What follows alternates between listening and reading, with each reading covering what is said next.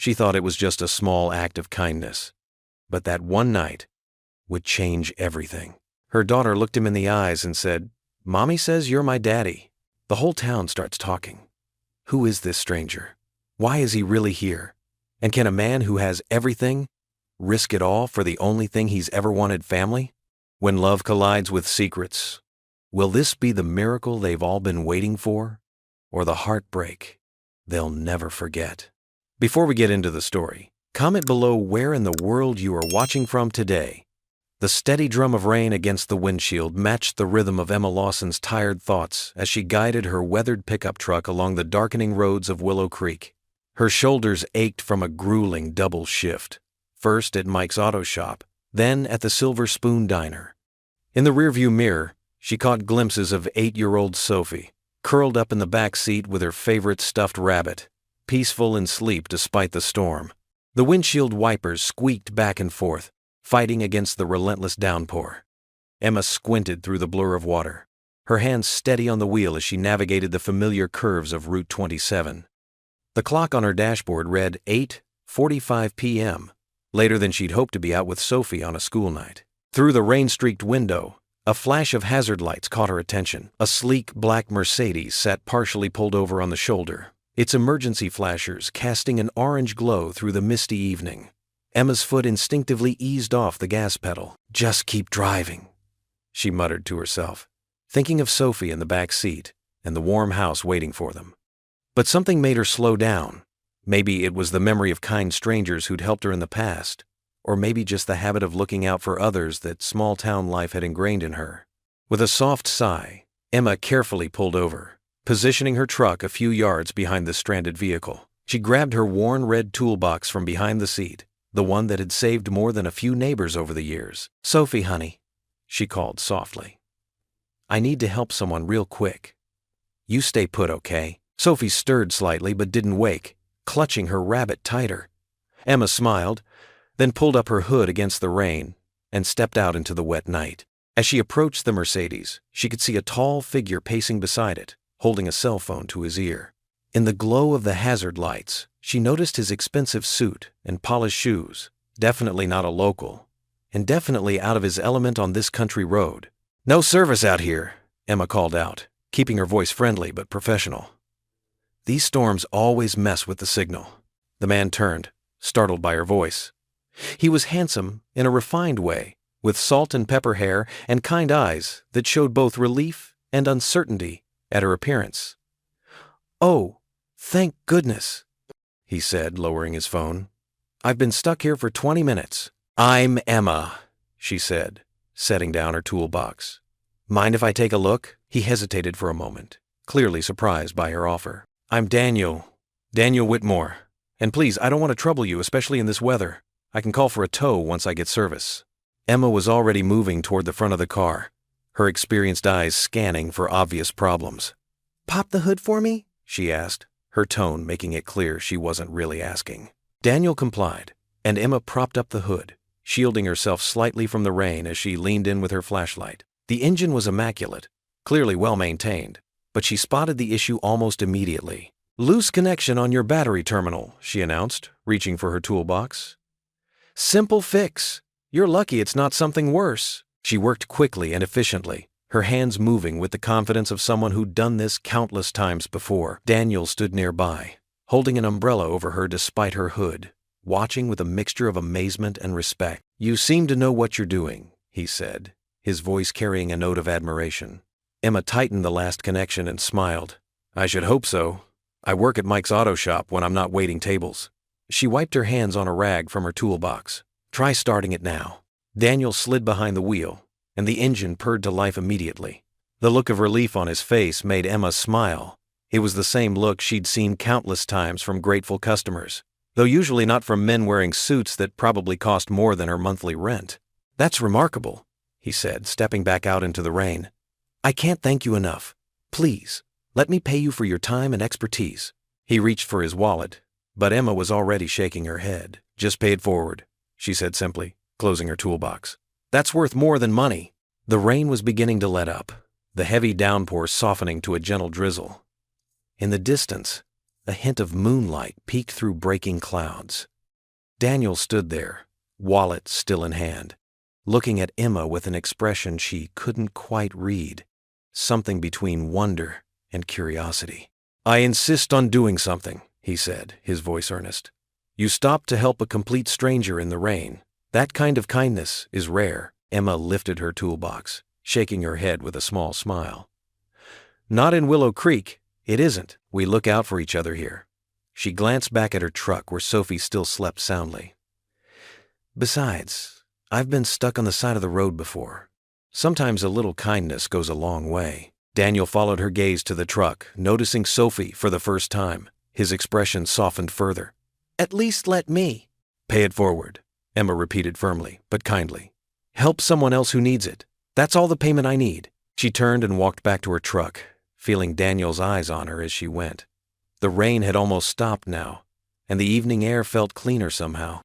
As she stored her toolbox and climbed back into the driver's seat, she could see Daniel still standing by his car in the rearview mirror, watching her with that same intrigued expression. Sophie stirred as Emma started the engine. "Are we home, Mommy?" "Almost, sweetheart," Emma said softly, pulling back onto the road. "Just help someone who was stuck, that's all." "Like a guardian angel?" Sophie mumbled sleepily. Emma chuckled. "No, honey, just being neighborly." As they drove away, Emma caught one last glimpse of the Mercedes in her mirror. Daniel was still watching them go, his expensive suit slightly damp, standing in the growing moonlight like a man who had just witnessed something he couldn't quite explain. Morning sunlight streamed through the windows of the Silver Spoon Diner, catching on the chrome trim and well-worn countertops. Emma moved efficiently between tables, coffee pot in hand, her blue uniform dress swishing as she topped off cups for the morning regulars. "Here you go, Mr. Peterson," she said, filling the retired postman's mug. "And yes, I remembered, extra crispy bacon coming right up." The bell above the door chimed, and Emma glanced up out of habit. Her hand jerked slightly, nearly spilling coffee when she recognized the man entering. Daniel Whitmore stood in the doorway, looking even more polished than he had in last night's rain. His tailored suit and leather briefcase seemed completely out of place among the worn vinyl booths and Formica tables. The usual morning chatter died down as the regulars took notice. Betty Wilson, the town librarian, leaned over to whisper something to Martha from the flower shop. Their eyes tracked Daniel as he made his way to an empty booth by the window. Emma took a deep breath, straightened her shoulders, and approached his table. "Good morning," she said, trying to keep her voice professionally neutral. "Welcome to the Silver Spoon." Daniel looked up, and recognition flickered across his face. "The mechanic from last night?" he said, a warm smile spreading across his features. "I hardly recognized you without the rain and motor oil." Emma felt her cheeks warm slightly. "That would be me, though right now, I'm just your waitress. Coffee?" "Please." He studied her as she poured. "I have to say, I'm surprised to run into you again, but glad. I wanted to thank you properly for your help." Before Emma could respond, a sharp voice cut across the diner. "Hey, where's my breakfast?" At the counter, Red Matthews was waving his empty coffee cup impatiently. Red was a regular who seemed to think being a customer for 20 years entitled him to special treatment. "I'll be right with you, Red," Emma called, keeping her tone pleasant. To Daniel, she said, "Excuse me a moment, take your time with the menu." She headed to the counter, where Red's scowl deepened. "Been waiting 10 minutes for a refill," he complained loudly. "Service sure ain't what it used to be." Emma picked up the coffee pot. "Sorry about that, Red. Here you go." She filled his cup smoothly, despite his continued grumbling. "And my eggs are cold," Red announced, pushing his plate away. "Make 'em again." "Of course," Emma said calmly. "Over easy, right?" She collected his plate and headed to the kitchen, aware of Daniel watching the interaction. When she returned to his table a few minutes later, order pad ready, Daniel was shaking his head slightly. "I don't know how you do it," he said. "Maintain such patience with people like that," Emma shrugged. "Red's bark is worse than his bite. Besides, everyone has bad days. Sometimes a little kindness is all it takes to turn them around." She clicked her pen. "Now, what can I get you?" "Just coffee for now, actually." Daniel glanced around the diner. "I'm still getting my bearings. This is quite a change from my usual breakfast spots in the city." "I imagine it is," Emma agreed. Willow Creek isn't exactly known for its fine dining, but what we lack in fancy, we make up for in friendly. She gestured at his suit. Business bringing you through town? Daniel's expression shifted slightly. Actually, I'm thinking of staying a while. Taking a break from city life, you could say. At the counter, Red's voice rose again. These eggs are too runny now. Emma suppressed a sigh. Duty calls. Let me know if you need anything else. As she dealt with Red's complaints and tended to her other tables, she couldn't help noticing how Daniel observed everything, the interactions between regulars, the way Sally, the cook, sang along to the radio, the sun-faded photos of local sports teams on the walls. He seemed genuinely interested in the diner's humble rhythms. The morning rush began to thin out. Emma was wiping down a nearby table when Daniel caught her eye. I have to say, he said quietly, I'm impressed. You handle difficult people with such grace. Emma paused in her cleaning. Comes with the territory. Besides, sometimes people just need to be heard. Even when they're being unreasonable, especially then. She stacked some dirty plates. In my experience, folks who act the toughest are usually carrying the heaviest burdens. Daniel nodded thoughtfully. That's quite insightful. He reached for his wallet. Well, I should get going, but I have a feeling I'll be becoming a regular here myself. The coffee's not that great, Emma said with a small smile. Maybe not, Daniel agreed, standing and straightening his jacket, but the company makes up for it. He placed a 20 on the table, far too much for a cup of coffee, and this time, you have to let me pay. The afternoon lull had settled over the Silver Spoon diner. Emma wiped down the counter while keeping an eye on Daniel, who sat in a corner booth with paperwork spread before him. He'd been there for hours, nursing coffee and asking thoughtful questions whenever she passed by. His genuine interest in the town and its people surprised her. The wall clock ticked toward 3, and Emma's heart lifted. Sophie would burst through those doors any minute, full of stories about her day at Willow Creek Elementary. Right on schedule. The bell above the door jingled. Mommy! Sophie's voice rang out as she bounded in, her purple backpack bouncing against her small frame. Her dark braids, which Emma had carefully plaited that morning, were coming loose from a day of playground adventures. Inside voice, sweetie, Emma reminded her with a warm smile. How was school? Sophie dropped her backpack into an empty booth with a thud. We learned about butterflies today. Did you know they taste with their feet? Her eyes sparkled with excitement as she climbed onto a stool at the counter. Is that so? Emma handed her daughter a napkin and a glass of milk. Maybe that's why they dance around so much on flowers. A movement caught Sophie's attention, and she turned to see Daniel watching their exchange with evident amusement. Her natural curiosity took over, and she studied him openly, with that direct, unguarded way children had. Hello, Sophie said, tilting her head. I like your tie. It has little boats on it. Daniel glanced down at his navy silk tie with its subtle nautical pattern, clearly pleased that she'd noticed. Thank you. I'm Daniel. You must be Sophie. Emma's hand stilled on the coffee pot she was refilling. She hadn't mentioned Sophie's name to him. How'd you know that? Sophie asked, echoing her mother's thoughts. Daniel's eyes crinkled at the corners as he smiled. Well, I heard some of the other customers talking about what a bright young lady Emma's daughter Sophie is. They said you're the best reader in your class. Sophie beamed at the compliment. I am. Mrs. Henderson lets me help the kindergartners with their reading sometimes. She hopped off her stool and approached his table, drawn by his friendly demeanor. What are you working on? Is it important stuff? Sophie, Emma called out softly. Let's not bother the nice man while he's working. Oh, she's no bother at all, Daniel assured them, clearing a space at his table. I could use a break from all these boring numbers, actually. Would you like to see something cool? Sophie nodded eagerly, sliding into the booth across from him. Emma watched carefully as Daniel pulled out a blank piece of paper and began folding it with precise movements. This is something my grandfather taught me when I was about your age, he explained, creasing the paper carefully. He said it was magic, but really, it's just geometry. Sophie leaned forward, completely absorbed as Daniel's fingers worked. Even Emma found herself drifting closer to watch. Within minutes, a delicate paper crane sat on the table. Wow, Sophie breathed. Can you teach me? Of course. Daniel pulled out another sheet of paper.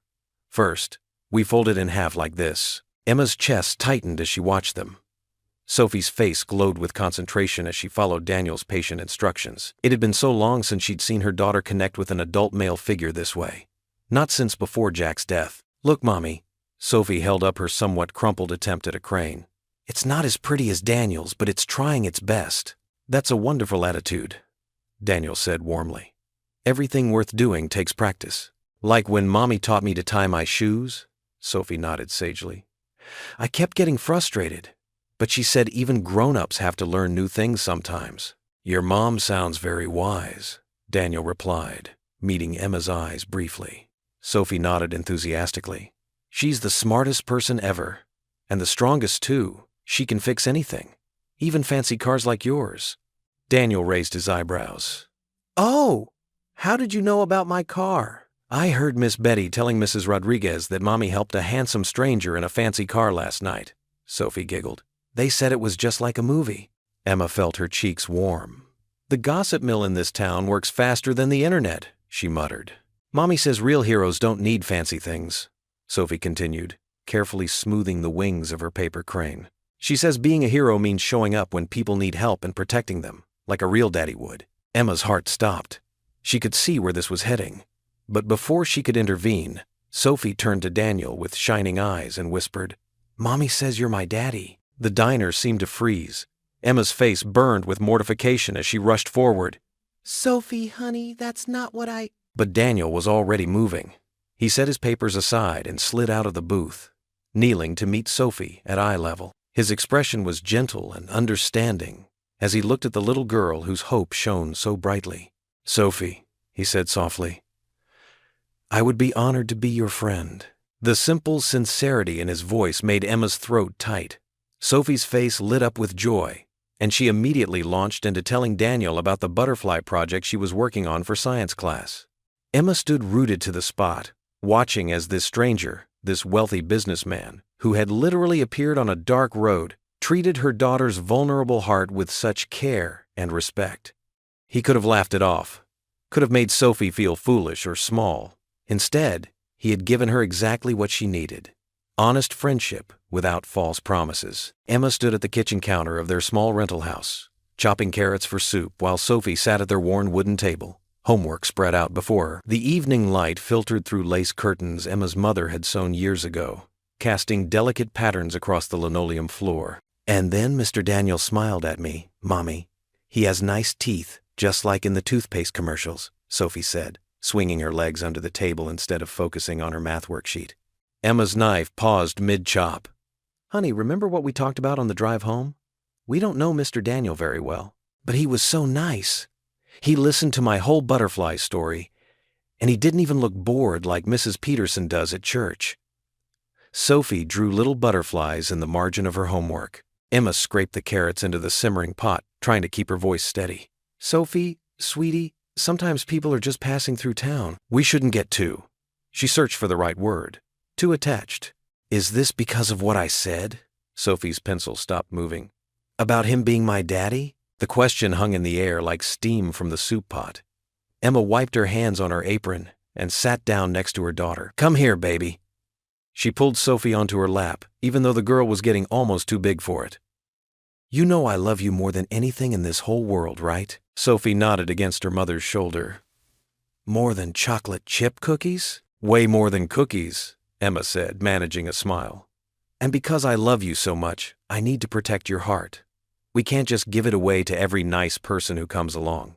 Meanwhile, across town at the Silver Spoon Diner, the evening crowd was thick with gossip and the smell of fresh-baked pie. Mabel Watson, who'd been serving pie and coffee at the Silver Spoon for 30 years, leaned over the counter toward Betty Martinez from the flower shop. "Did you see that fancy car parked outside the bank today?" Mabel's voice carried just far enough for the nearby tables to hear. "That's him. The man Emma helped on the road last night." Betty stirred her coffee thoughtfully. "My Henry says he saw him talking to old Mr. Fisher about empty storefronts downtown. Said he was dressed in one of those suits that cost more than our mortgage." At a nearby booth, Sarah from the post office joined in. "Well, I heard from my cousin who works at the Cedar Rapids airport that he flew in on a private plane." She lowered her voice. "Corporate type probably. But what's he doing in Willow Creek? Did you see how he was with little Sophie today?" Mabel wiped the counter in slow circles. That child's been needing a father figure, something fierce. Now, don't you start matchmaking, Mabel Watson, Betty warned, but her eyes sparkled. Emma's been through enough without the whole town pushing her toward some big city stranger. The bell above the door chimed, and everyone quickly became very interested in their pie as Daniel himself walked in. He'd changed from his business suit into more casual clothes, though his casual still looked expensive. He sat at the counter, seemingly oblivious to the whispers that followed him. "Coffee, black, please," he said to Mabel with a warm smile.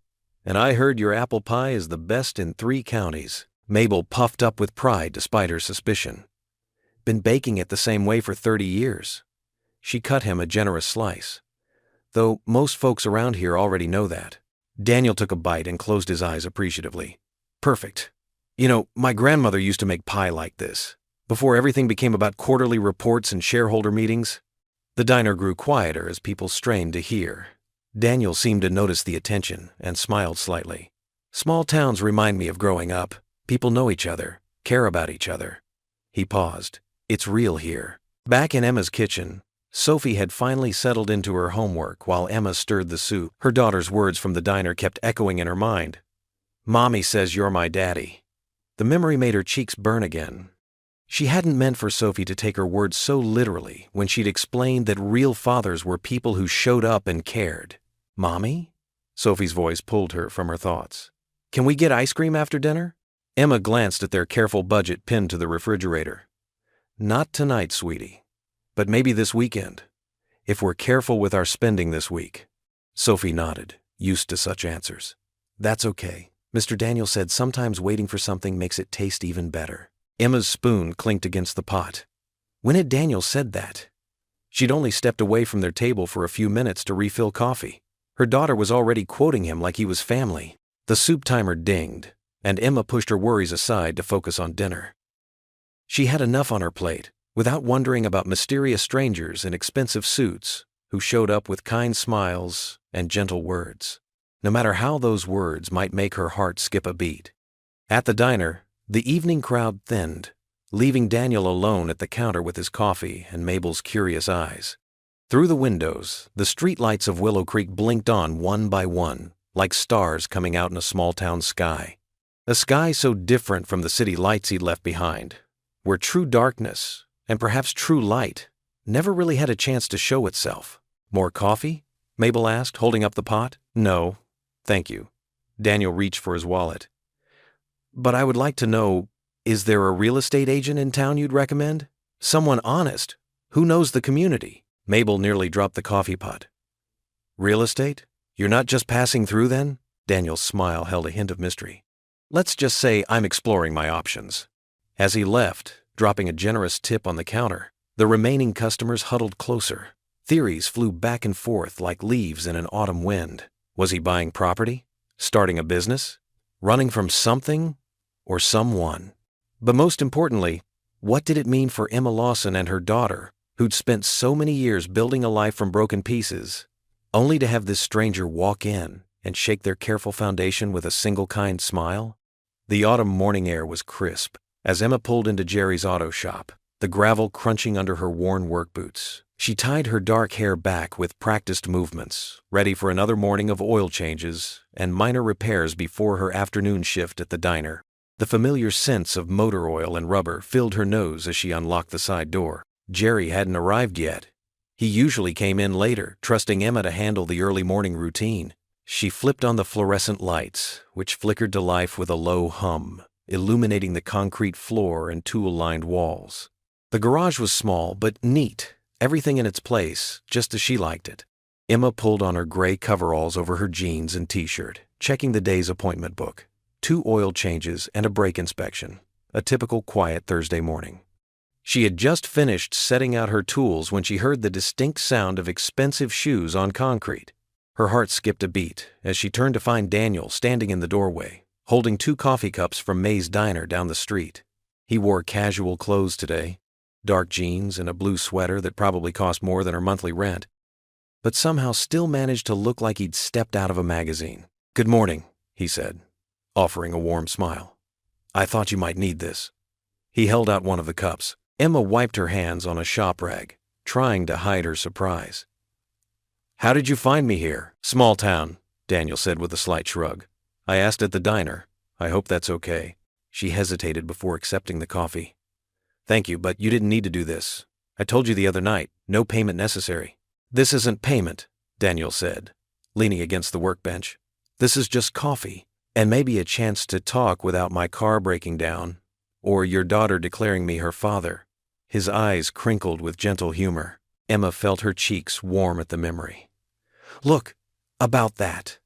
Sophie has a big imagination. She didn't mean to make you uncomfortable." "She didn't," Daniel assured her. "She's a wonderful girl. You must be very proud." Emma took a sip of the coffee. Perfect, with just a hint of vanilla.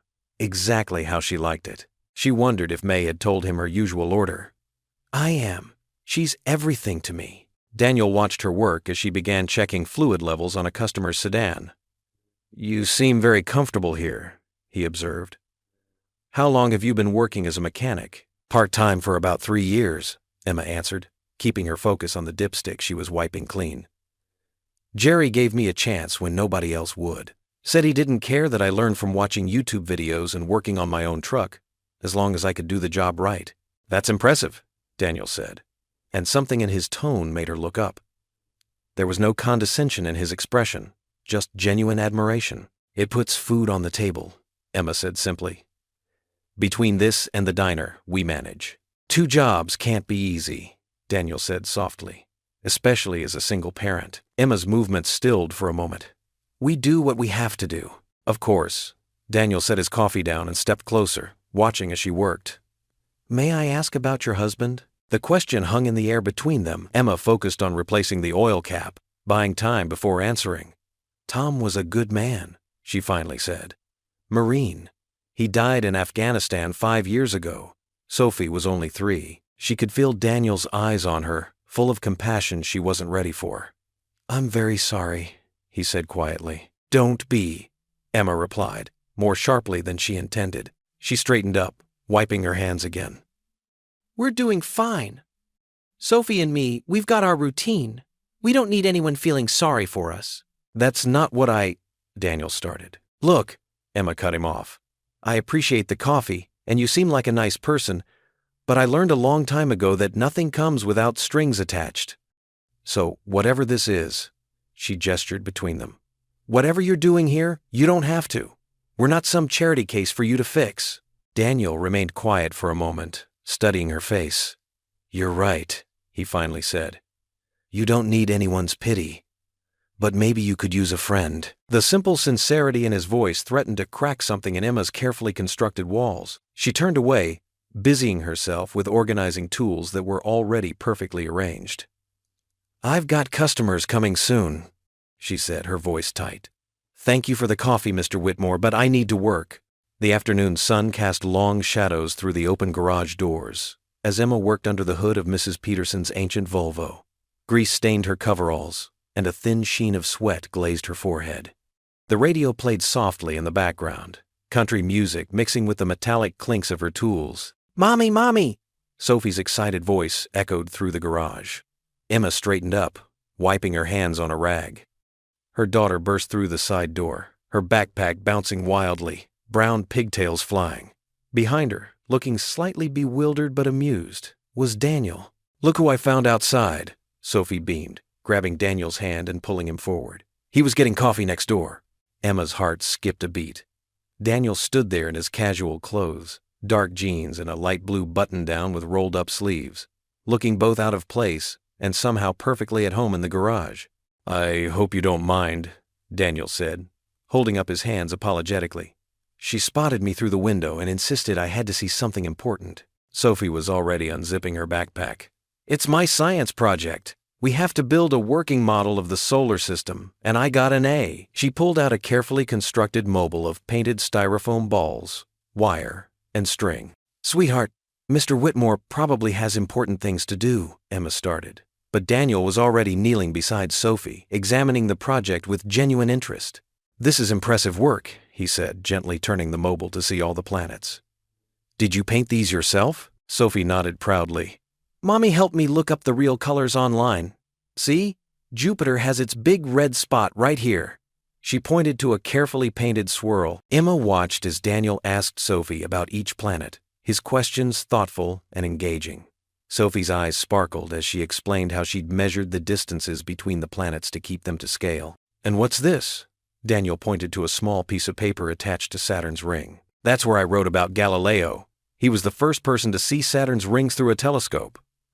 Sophie bounced on her toes. "Did you know he thought they were ears at first?" Daniel laughed, a warm, genuine sound that filled the garage. "I didn't know that. That's fascinating." Emma found herself leaning against the workbench, tools forgotten. There was something about watching them together, the way Daniel gave Sophie his full attention, how he seemed to actually care about her daughter's excitement over space facts. It wasn't the patronizing interest adults sometimes showed children. It was real engagement. "Can you help me hang it in my room?" Sophie asked suddenly. "Mommy's too busy right now, and you're tall like the ladder." "Sophie," Emma interrupted. "Mr. Whitmore, I'd be happy to," Daniel said, standing up. He glanced at Emma. "If that's okay with your mom, of course." Emma hesitated.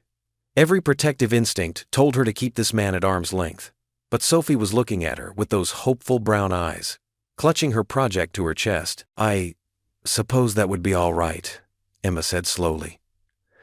"I need to finish up Mrs. Peterson's car anyway. But Sophie, homework first." "Already done," Sophie proclaimed. "I did it at the library with Mrs. Martinez." Daniel's eyes crinkled with amusement. "She's quite organized." "Gets it from her father," Emma said softly, then immediately wished she hadn't.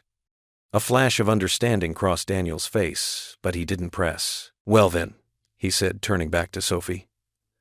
"Where should we hang this masterpiece?" Sophie practically dragged Daniel toward their small house next to the garage, chattering about constellations and space facts. Emma watched them go, her heart doing strange things in her chest. Through the window, she could see them in Sophie's room. Daniel carefully measuring the best spot, Sophie directing him with all the authority of a NASA mission controller. The scene was so normal. So right. That's what scared her the most.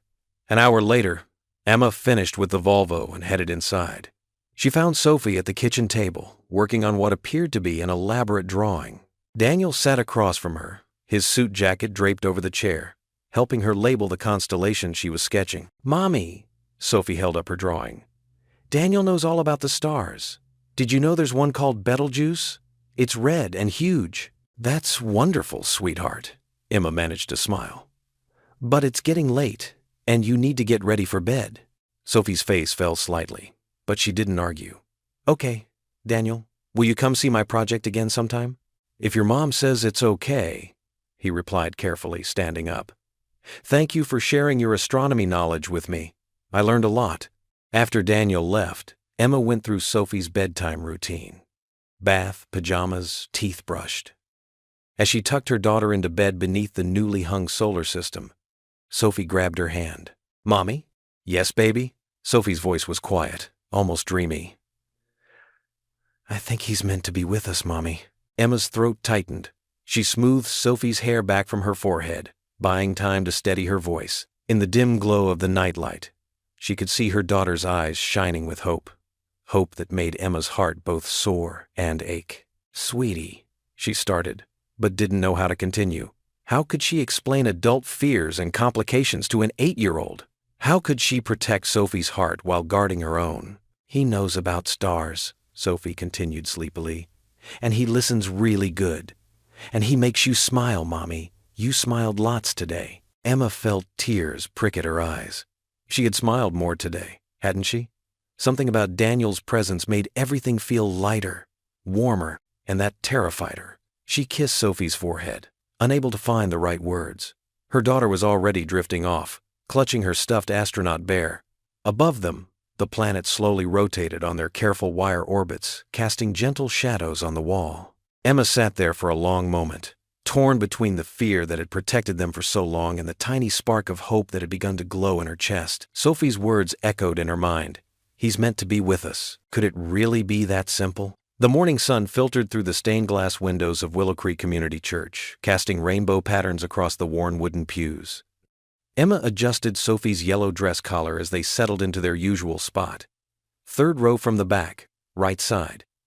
The familiar scent of old hymnals and lemon polish filled the air. "Mommy, look!"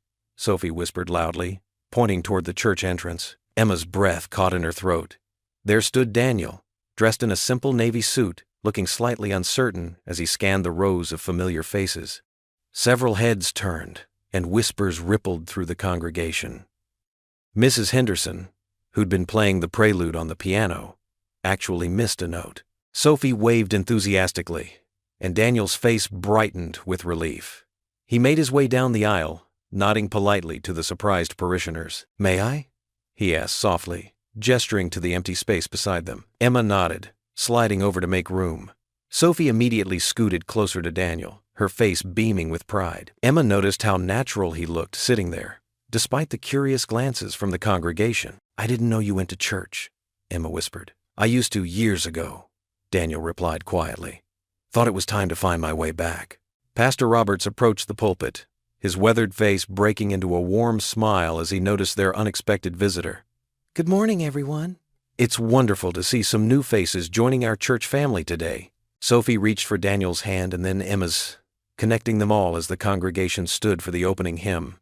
Emma's heart fluttered at the simple gesture. Daniel's voice, rich and deep, joined in with "Amazing Grace," and Sophie swayed happily between them. During the sermon, which focused on community and caring for others, Emma couldn't help but notice how intently Daniel listened. He nodded at certain points, and once or twice, she caught him glancing at her and Sophie with a thoughtful expression. After the service, they lingered in the churchyard. Sophie ran off to join her friends from Sunday school, while church members gradually approached to introduce themselves to Daniel. "So lovely to have you join us," Mrs. Miller said, clutching her well-worn Bible. "We don't get many visitors in our little church." "It's a beautiful congregation," Daniel replied sincerely. "Thank you for making me feel welcome." As they chatted with various members, Pastor Roberts made his way over. "Mr. Whitmore, I'm glad you could join us today." He shook Daniel's hand warmly. "I couldn't help but notice you seemed particularly interested during the part about community needs." "Yes," Daniel nodded. "Actually, I'd love to hear more about that. Would you have a moment?" Emma watched as Daniel and Pastor Roberts walked a few steps away, speaking in low voices. She saw the pastor's eyes widen slightly, then break into a broad smile. They shook hands again, and Daniel rejoined Emma just as Sophie came running back. "Can we get ice cream?" Sophie asked, her eyes hopeful. "Please? It's a bit early for ice cream," Emma started, but Daniel interrupted gently. "Actually, I was hoping both of you might join me for lunch. There's something I'd like to discuss." 20 minutes later, they sat in a booth at the Willow Creek Diner. Sophie happily colored her kids' menu while munching on French fries. The Sunday crowd was starting to filter in, filling the air with cheerful chatter. "Emma," Daniel began, his voice quiet but earnest. "I noticed the community center's roof when I drove past yesterday. Pastor Roberts mentioned they've been trying to raise funds for repairs." Emma nodded. "Yes, it's been leaking for months. The youth programs have had to relocate temporarily. But the town council's budget is tight this year." Daniel reached into his jacket and pulled out an envelope. "I'd like to help," he said simply, sliding it across the table. Emma opened the envelope and gasped. The check inside would more than cover the entire repair cost. "Daniel, this is too much," she whispered, trying to hand it back. He gently pushed her hand away. "It's not too much if it helps the community, but I have one condition." His eyes met hers. "I'd like to remain anonymous. No announcements, no recognition." "But why? The town would be so grateful." "I'm not doing it for gratitude," Daniel interrupted softly. "I'm doing it because it's needed. Sometimes the best gifts are the ones given quietly." Emma studied his face, seeing nothing but sincerity in his expression. She thought about all the children who used the community center, about the senior citizens groups that had to cancel their meetings because of the leaks, about the upcoming winter weather that would only make things worse. "Thank you," she said finally, carefully tucking the envelope into her purse. "This will mean so much to everyone." "Ice cream now?" Sophie piped up, having finished her French fries. Daniel laughed, the serious moment broken. "I think we've earned some ice cream. What do you say, Emma?" Emma looked at her daughter's hopeful face and Daniel's warm smile. The envelope in her purse felt like it held more than just a check. It held proof that sometimes people could surprise you in the most wonderful ways. Yes, she said, returning their smiles. I think we definitely earned some ice cream.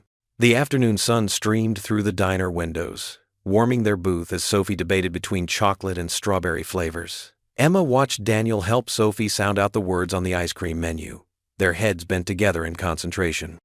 The envelope in her purse held a secret that would change things for so many people in town, but Emma suspected that wasn't the only change happening in Willow Creek that Sunday afternoon.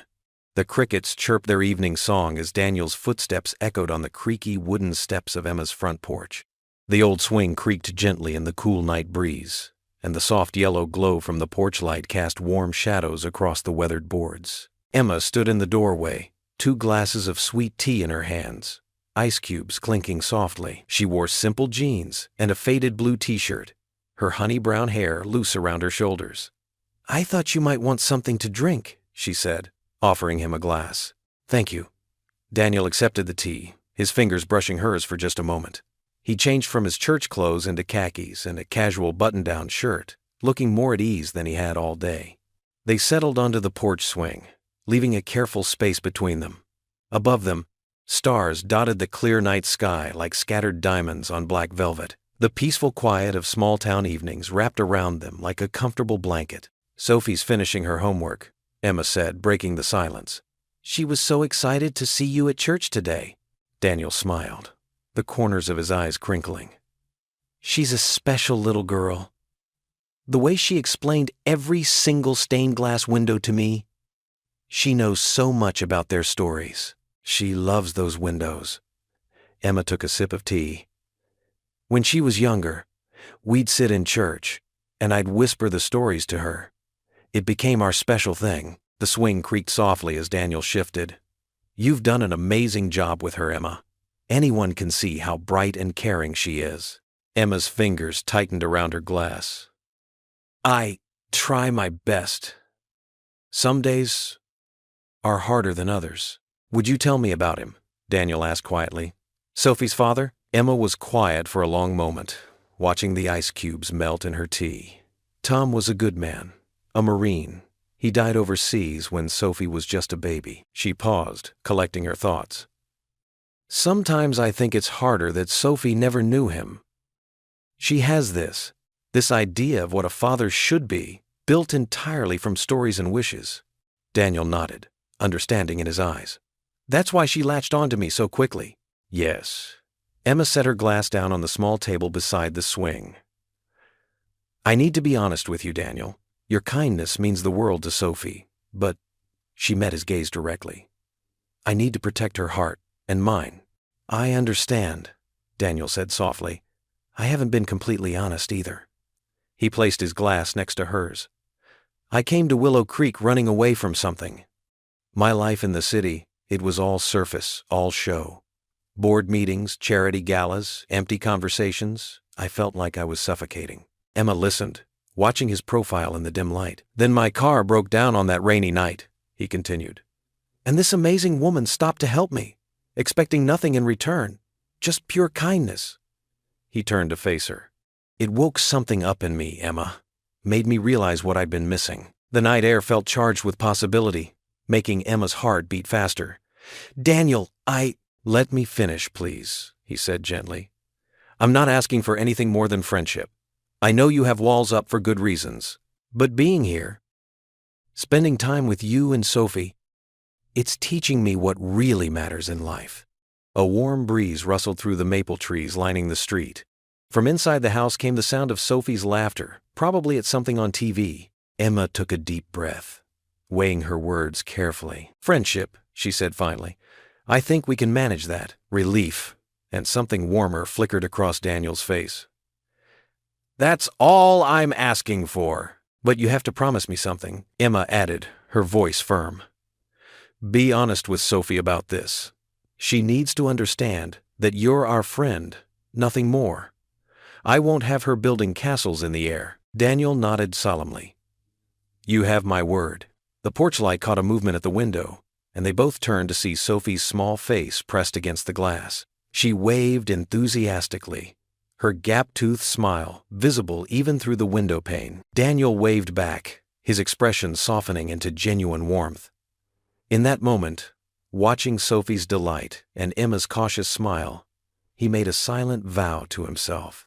These two precious souls had already worked their way into his heart, and he would do anything to keep them safe. Emma stood, gathering the empty glasses. "It's getting late," she said softly. "Sophie needs to get to bed soon." Daniel rose as well, understanding the gentle dismissal. "Thank you for the tea," he said. "And the conversation." "Thank you for understanding," Emma replied. As Daniel descended the porch steps, Sophie's face remained at the window, one small hand still waving goodbye. He lifted his hand one more time, his heart full of unspoken promises to protect the small family that had shown him what really mattered in life.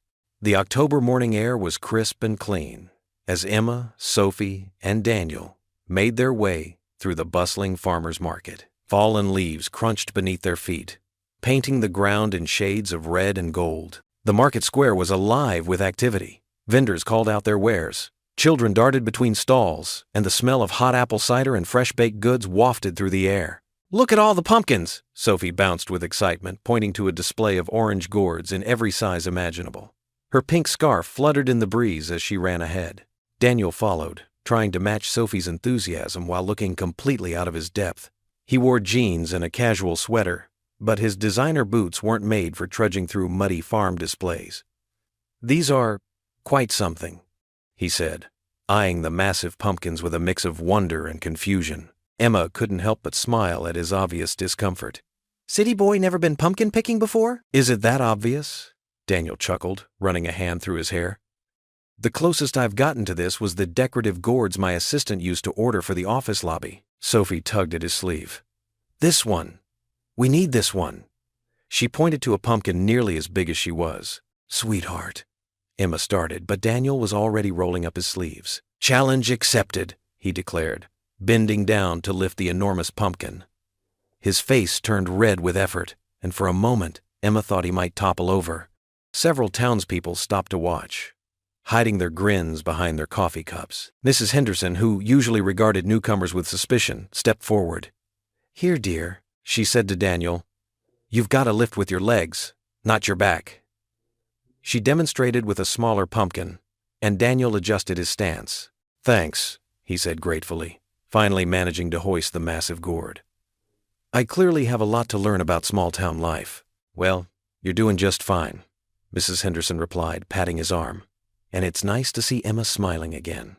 Emma felt her cheeks warm as she busied herself selecting a few smaller pumpkins. More townspeople were gathering around, offering advice and friendly conversation. Mr. Peterson, the hardware store owner, showed Daniel how to check if a pumpkin was ripe. Sally from the library shared her secret recipe for roasted pumpkin seeds. "Mommy, can we get hot chocolate?" Sophie asked, her eyes fixed on a nearby vendor's steaming cups. "Of course," Daniel said before Emma could answer. He was still struggling with the huge pumpkin.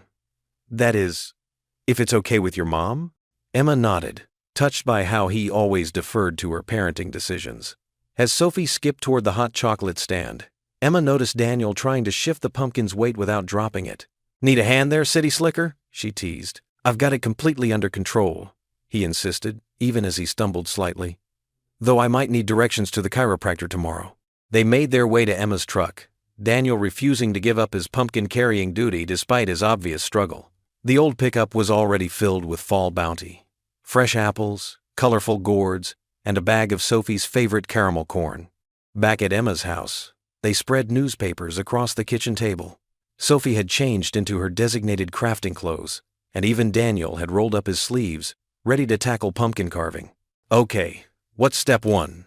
he asked, staring at the array of carving tools like they were surgical instruments. "First, you cut around the top," Sophie explained with the authority of a seasoned expert.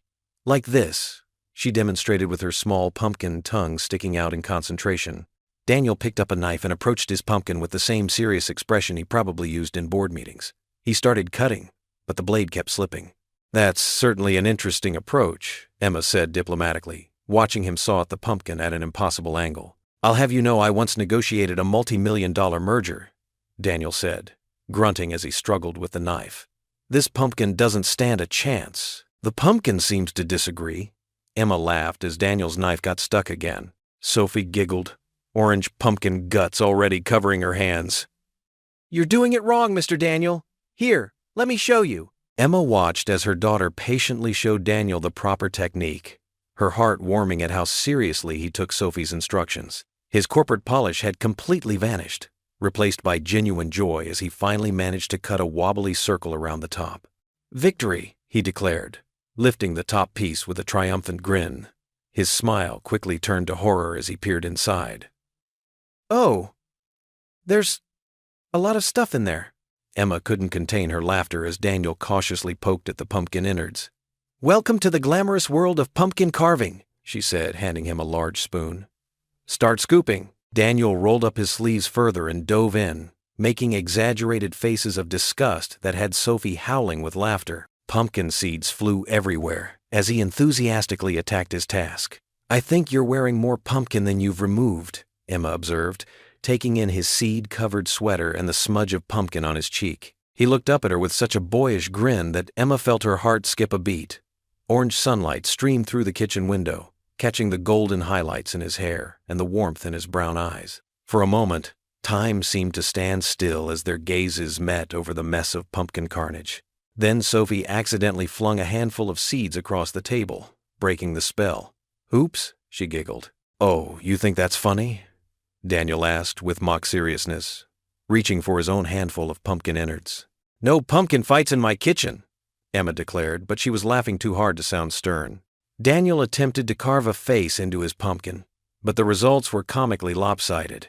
One eye was twice the size of the other, and the mouth looked more like a zigzag than a smile. "It has character," Emma said diplomatically, trying to suppress her giggles. "It looks like it got hit by a truck," Sophie announced matter-of-factly. Daniel stepped back to survey his creation. "I think it's abstract art," he defended, but his eyes were twinkling. "Though I might stick to spreadsheets from now on." Emma watched him laugh at his own artistic failure, so different from the polished businessmen who had first arrived in town. His sleeves were rolled up, his hair was mussed, and he had somehow managed to get pumpkin on his nose. The afternoon sun caught his smile, and Emma felt something warm and unexpected flutter in her chest. Emma arrived early at Johnson's garage that crisp fall morning, pulling her worn denim jacket tighter against the chill. The familiar scent of motor oil and metal greeted her as she unlocked the side door. Switching on the fluorescent lights, they flickered to life with their usual buzz, illuminating the workspace she knew like the back of her hand. She headed to her toolbox, mentally preparing for the day's work. Mr. Johnson had mentioned a tricky transmission job coming in, and she wanted to get an early start. But when she reached her usual corner, she stopped short. There, next to her old red toolbox, stood a gleaming new tool chest. The polished steel surface caught the light, and when she cautiously pulled open a drawer, she found it fully stocked with professional-grade equipment. "Morning." Daniel's voice echoed through the garage, making her jump. He stood in the doorway, 2 coffee cups in hand, looking pleased with himself. Emma's jaw tightened. "What's this?" she asked, gesturing at the tool chest. "Just a small donation to the garage," Daniel said, walking over and offering her a coffee. "Mr. Johnson mentioned you could use some updated equipment." "I don't need charity," Emma said firmly, though she accepted the coffee out of habit. The warmth from the cup couldn't chase away the chill that had settled in her chest. "My tools work just fine." Daniel's expression softened. "It's not charity, Emma. It's an investment in skilled labor. I've seen you work. You're better than half the mechanics in the city." She took a sip of coffee to hide her reaction, surprised to find it exactly how she liked it. Just a touch of cream, no sugar. "Still," she insisted, but with less edge in her voice, "this is too much." "Actually," Daniel set his coffee down and opened one of the drawers. "I consulted with Mr. Johnson about what would be most useful for the garage. These tools aren't just for you. They're for the business. You're just the most qualified person to use them." Emma ran her fingers along a socket wrench, noting its quality. It was true. She'd been making do with borrowed tools or her own mismatched set for years. "Mr. Johnson was in on this? He said you've been saving up to replace some equipment," Daniel admitted. "But he also said you always put Sophie's needs first." New school clothes, that science camp she wanted to attend. Emma's defenses wavered. It was true. Every time she'd gotten close to having enough saved for new tools, something would come up for Sophie. She never regretted those choices, but the garage needed an upgrade anyway, Daniel continued, his voice gentle. You just happened to be the person with the skills to make the best use of it. She opened another drawer, examining the precision tools inside. These weren't just expensive showpieces. They were exactly what she would have chosen herself, selected with knowledge of real mechanical work. Did you pick these out yourself? She asked, curiosity overcoming her pride. Daniel chuckled. No, I had help. Called a few professional mechanics in the city, described the kind of work you do here. They made recommendations. He paused, watching her examine a diagnostic tool. I wanted to make sure you got exactly what would be most useful. The thought he'd put into this struck her. This wasn't about showing off his wealth or making her feel small. He'd taken the time to understand her work, to respect her expertise. The transmission job today, Emma said slowly. These tools will make it go smoother. That's the idea, Daniel replied, relief evident in his voice. Supporting good work isn't charity, Emma. It's good business. She looked up at him then, really looked at him. His expensive suit was slightly wrinkled, his tie loosened. He'd clearly come straight from an early morning meeting to be here when she arrived. But it was the earnestness in his eyes that made her pause. Thank you, she said finally, meaning it. Not just for the tools, but for understanding why they matter. You're welcome, he replied softly. Emma reached for her coffee cup at the same moment Daniel did, their hands brushing briefly. The touch was fleeting, but it sent a small shock through her system. Their eyes met, and for a moment, neither moved. The morning sun streaming through the garage windows caught the gold flecks in his eyes, and Emma felt something shift in the air between them. Daniel cleared his throat first, carefully withdrawing his hand. I should let you get to work, he said, his voice a touch rougher than usual. Emma nodded, suddenly very aware of her work boots and oil-stained jeans. Right, that transmission won't fix itself. But as she turned to her work, she could feel the lingering warmth where their hands had touched, and the weight of something unspoken hanging in the air between them. The aroma of fresh cornbread and roasted chicken filled Emma's small kitchen. She wiped her hands on her worn checkered apron, glancing nervously at the simple meal she'd prepared. The kitchen table, usually set for two, now had 3 places with their mismatched plates and everyday silverware. Sophie, honey, could you grab the butter from the fridge? Emma called out, adjusting the serving dishes one last time. The doorbell rang just as Sophie skipped into the kitchen, her dark pigtails bouncing. He's here! Sophie squealed, abandoning her task and racing to the front door. Emma smoothed her hair, took a deep breath, and followed her daughter. Through the screen door, she could see Daniel standing on the porch, looking surprisingly casual in jeans and a light sweater. He held a small paper bag in one hand. I brought dessert, he said with a warm smile as Sophie yanked the door open. I hope you like apple pie. From Mary's Bakery? Sophie's eyes lit up. That's the best. Sophie, Emma gently reminded, let Mr. Whitmore come inside first. Please, it's just Daniel, he said, stepping into their modest living room. His eyes took in the family photos on the walls, the well-worn but clean furniture, the stack of Sophie's books on the coffee table. Something smells amazing. They settled around the kitchen table, and Emma couldn't help but notice how natural it felt. Sophie sat up straighter than usual, clearly on her best behavior, while Daniel managed to make himself comfortable in their small space without seeming out of place. Would you like to say grace? Emma asked Daniel, surprising herself with the offer. He nodded, and they joined hands. Sophie's small fingers clasped eagerly in his larger ones, while Emma felt a slight tremor as her hand met his across the table. Lord, thank you for this food, for the hands that prepared it, and for the gift of friendship. Amen. Amen, Sophie echoed enthusiastically, reaching for a piece of cornbread before Emma could stop her. So, Sophie, Daniel said, accepting the plate of chicken Emma passed him. How was school today? Sophie's face lit up. We're learning about the solar system. Did you know Jupiter has 79 moons? 79? Daniel's eyebrows rose with genuine interest. That's quite a collection, and some of them are bigger than Mercury, Sophie continued, barely pausing to take a bite of her dinner. Ms. Thompson says we're going to make a model of the solar system next week. I get to be team captain. Emma watched as Daniel leaned forward, asking Sophie questions about each planet. He didn't just nod along like most adults did with children's stories. He actually engaged, sharing his own knowledge and showing real curiosity about Sophie's thoughts. "Mom," Sophie turned to Emma, "can we use your craft supplies for my project? Daniel says we could make the rings of Saturn sparkly." "Of course, sweetie," Emma replied, touched by how easily Sophie included Daniel in her plans. "But remember to eat your dinner while it's warm." The conversation flowed easily between bites of chicken and second helpings of cornbread. Daniel complimented Emma's cooking, and she felt herself blush when he called it better than any fancy restaurant meal. "That's 'cause Mom puts love in it," Sophie declared matter-of-factly, making both adults chuckle. After dinner, Sophie rushed to get her backpack. "You promised to help me with my math homework," she reminded Daniel. "I did, didn't I?" He smiled, rolling up his sleeves. "Let's see what we're dealing with here." Emma began clearing the table, waving away Daniel's offer to help. "You focus on those multiplication tables," she said. "I've got this." As she loaded the dishwasher and wiped down the counters, Emma found herself repeatedly pausing to watch Daniel and Sophie at the kitchen table. They had spread out Sophie's math workbook, and Daniel was patiently explaining how to break down larger problems into smaller, manageable steps. "See, 7 times 8 might seem scary, but if you know 7 times 4 is 28, you can double it to get 56.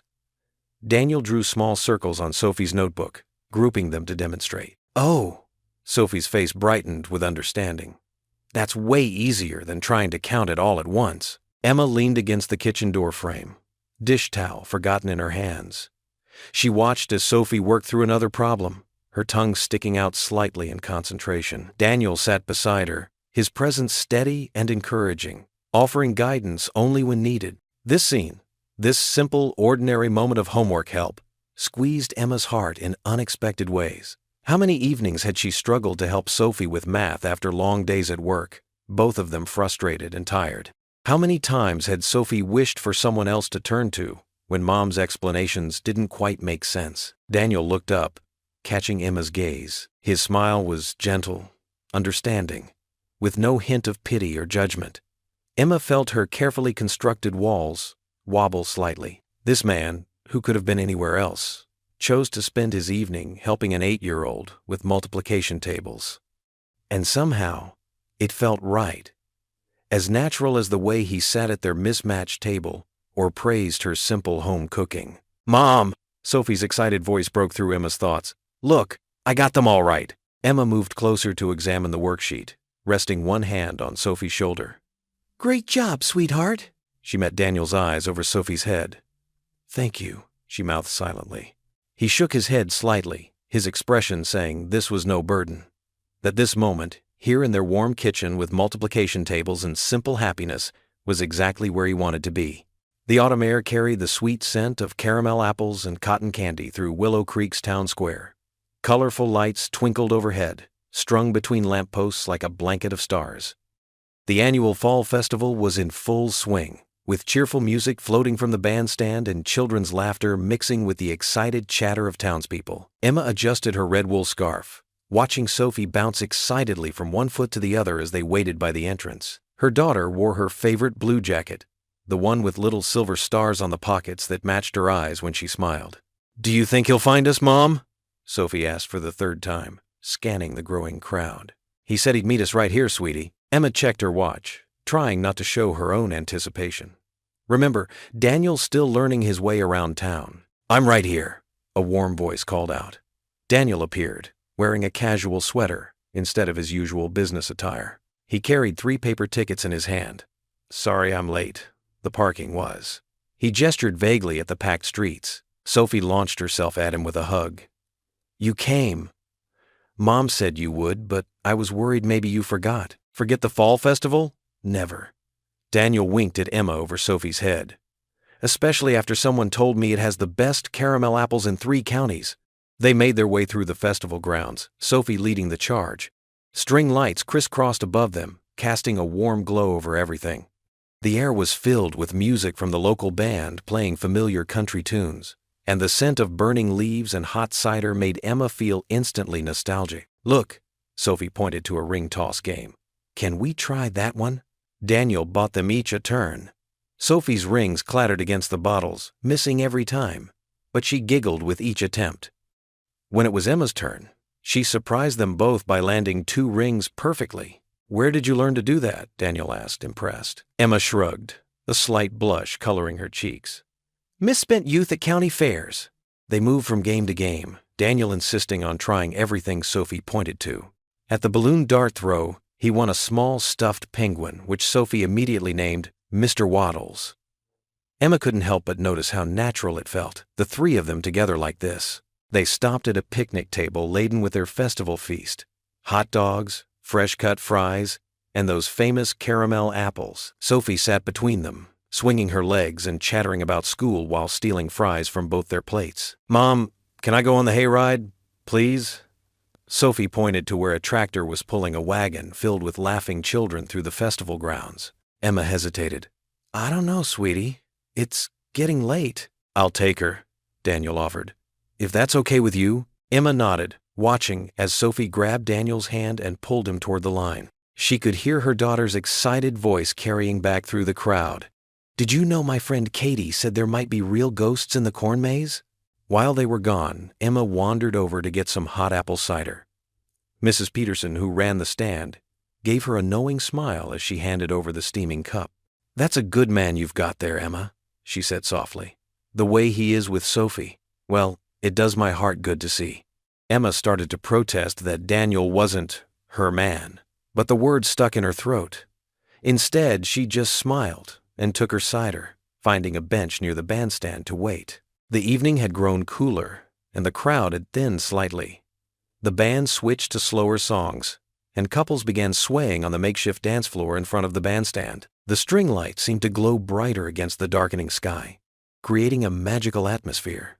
Daniel and Sophie returned, both with hay in their hair and matching grins. Sophie clutched her penguin in one arm and a candy apple in the other. "Mom, we saw a shooting star from the wagon," Sophie exclaimed. "And Daniel told me if you make a wish on it, it might come true." "Did you make a wish?" Emma asked, brushing hay from her daughter's jacket. Sophie nodded seriously. "But I can't tell you what it is, or it won't come true." The band started playing an old country love song, one Emma remembered from her parents' records. Daniel turned to her, extending his hand with a slight bow. "Would you do me the honor?" he asked. Emma hesitated, but Sophie gave her a gentle push. "Go dance, Mom. I'll watch Mr. Waddles." Daniel led Emma to the dance floor, placing one hand carefully on her waist while holding her other hand in his. They swayed to the music, and Emma found herself relaxing into his embrace. "Thank you," she said softly. "For what?" "For making this evening special for Sophie. For the games and the hayride. For everything." Daniel's eyes crinkled at the corners when he smiled. "I should be thanking you for letting me be part of it."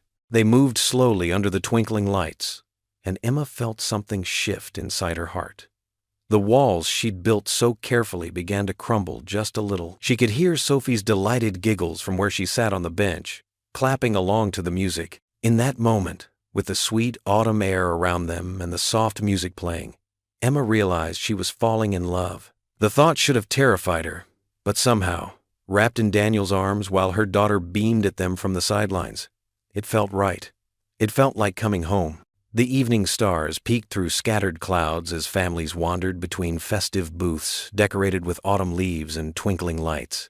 The music from the last dance still echoed softly in the background, and couples swayed near the wooden dance floor, lost in their own worlds. Sophie watched her mother chatting with Mrs. Peterson by the cider stand, then gently tugged on Daniel's sleeve. Her small face was serious, illuminated by the warm glow of nearby lanterns. "Can we talk?" she asked in a whisper. "Just us?" Daniel nodded, his expression gentle. "Of course, sweetheart." He led her to a quiet spot near a giant oak tree, its branches draped with fairy lights that cast dancing shadows on the ground. He knelt down to her level, something he always did when Sophie wanted to talk. "What's on your mind?" Sophie twisted the hem of her purple sweater, gathering her courage. Her voice was soft but clear when she spoke. "You make Mommy smile." "Like real smiles." She paused, looking down at her sneakers. She didn't do that much before. Not the happy kind that reaches her eyes. Daniel's heart squeezed in his chest. "Your mom is an amazing woman," he said carefully. I know. Sophie lifted her chin, her eyes shining with hope and vulnerability. And you're different from other people, too. You listen to me. Really listen. Like when I talk about my science projects or tell you about my day at school. She took a deep breath. Can you be my daddy for real now? The simple question, filled with such longing, made Daniel's throat tight. He looked at this brave little girl who had carved out a space in his heart from the very first day. The string lights reflected in her eyes, which held both hope and fear of rejection, of another disappointment. Sophie, he said softly, taking her small hands in his, I want you to know something very important. He squeezed her hands gently. Being someone's father isn't just about saying yes. It's about showing up every single day, about being there through good times and bad times. It's about loving unconditionally and never walking away when things get hard. Sophie nodded solemnly. I know. That's what Mommy always says. That's why. Her voice wavered slightly. That's why I'm asking you, because you already do those things. Daniel felt tears prick at his eyes. This child's wisdom and courage humbled him. Then I want to make you a promise, Sophie. I'll never let you down. His voice was firm, filled with conviction. Whatever happens, I'll always be here for you and your mom. You can count on that. Sophie's face lit up like a sunrise. She threw her arms around his neck, nearly knocking him off balance. Really? You promise? I promise, Daniel said, holding her close. With all my heart. What neither of them noticed was Emma, who had stepped away from her conversation with Mrs. Peterson to check on them. She stood partially hidden behind a nearby maple tree, her hand pressed to her mouth, tears gathering in her eyes as she listened to their exchange. The sight of Daniel kneeling there, making such a heartfelt promise to her daughter, touched something deep inside her. It wasn't just his words. It was the gentle way he held Sophie's hands, the sincerity in his voice, the careful way he acknowledged the weight of Sophie's question instead of brushing it aside. Emma watched as Sophie hugged Daniel, saw how naturally he embraced her back, protective and tender. Her daughter's shoulders, usually carrying the invisible weight of missing a father, looked lighter, somehow, more at peace. A cool breeze rustled the leaves above, and Emma wrapped her arms around herself. Not from cold, but from the overwhelming emotions coursing through her. Hope bloomed in her chest. Beautiful, terrifying hope. The kind that made her want to run and stay rooted to the spot all at once.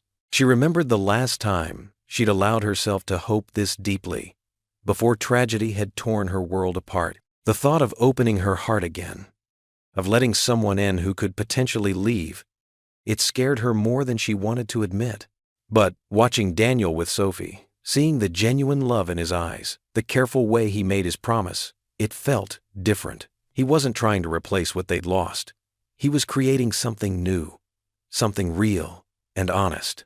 Sophie's laughter drifted through the evening air as Daniel told her a silly joke, their special moment shifting into comfortable companionship. Emma remained where she was, letting the magnitude of what she'd witnessed wash over her.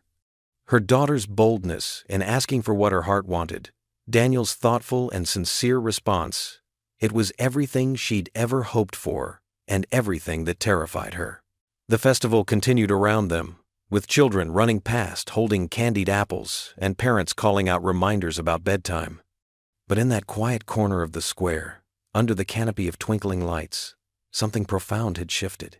Emma felt it in her bones, in the way her heart both soared and trembled. She watched as Daniel helped Sophie untangle a ribbon that had caught in her hair, his movements gentle and patient. The same hands that had so confidently fixed cars and signed important documents now carefully worked to free the delicate strand without pulling.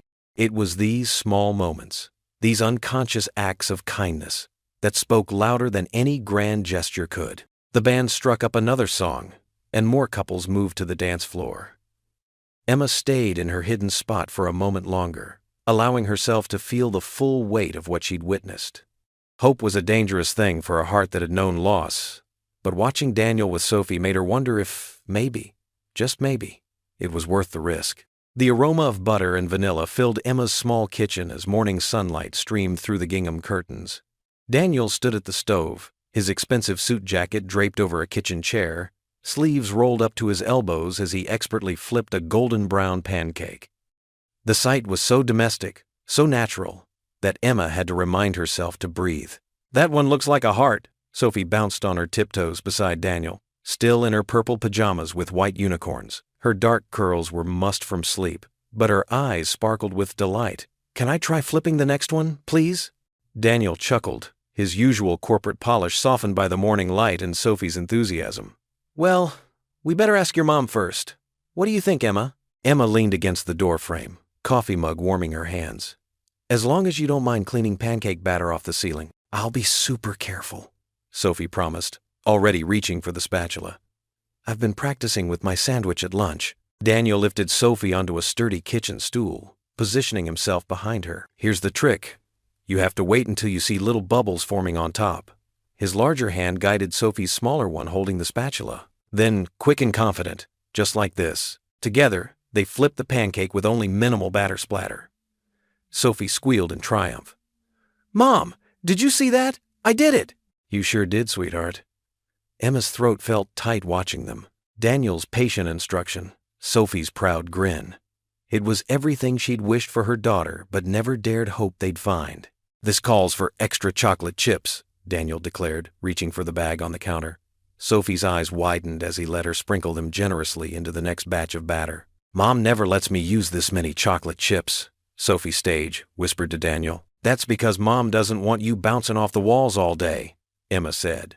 But she couldn't help smiling at their conspiratorial grins. Soon, they were settled around Emma's small kitchen table. Plates piled with slightly misshapen but perfectly golden pancakes. Sophie had insisted on using the fancy cloth napkins usually reserved for holidays, and even pulled out her tea party pitcher for orange juice. "These are even better than diner pancakes," Sophie declared, syrup dripping down her chin. "Hey now," Emma protested with mock offense. "I make those diner pancakes." "But these are special because Daniel made them with love," Sophie said matter-of-factly, making both adults freeze momentarily. Daniel recovered first, carefully cutting another piece of his pancake. "Well, your mom's pancakes are made with love, too. Everything she does is—" Emma felt warmth spread through her chest at his words. At the gentle way, he always seemed to know exactly what to say. She watched as he passed Sophie a napkin without being asked, anticipating her needs just as naturally as Emma would. "Can we do this every morning?" Sophie asked hopefully, swinging her legs under the table. The question hung in the air, heavy with possibility. Emma busied herself with her coffee, not trusting herself to speak. "Well," Daniel said carefully, "I can't promise every morning, but I'd love to make pancakes with you again sometime." "With chocolate chips?" Sophie pressed. "With chocolate chips," he agreed, shooting Emma an apologetic glance that made her laugh despite herself. The morning light grew stronger, casting warm patches on the worn linoleum floor. Emma found herself memorizing details. The way Daniel's shirt cuffs were carefully folded, the syrup spot on Sophie's cheek, the comfortable silence broken only by the clink of forks and Sophie's occasional humming.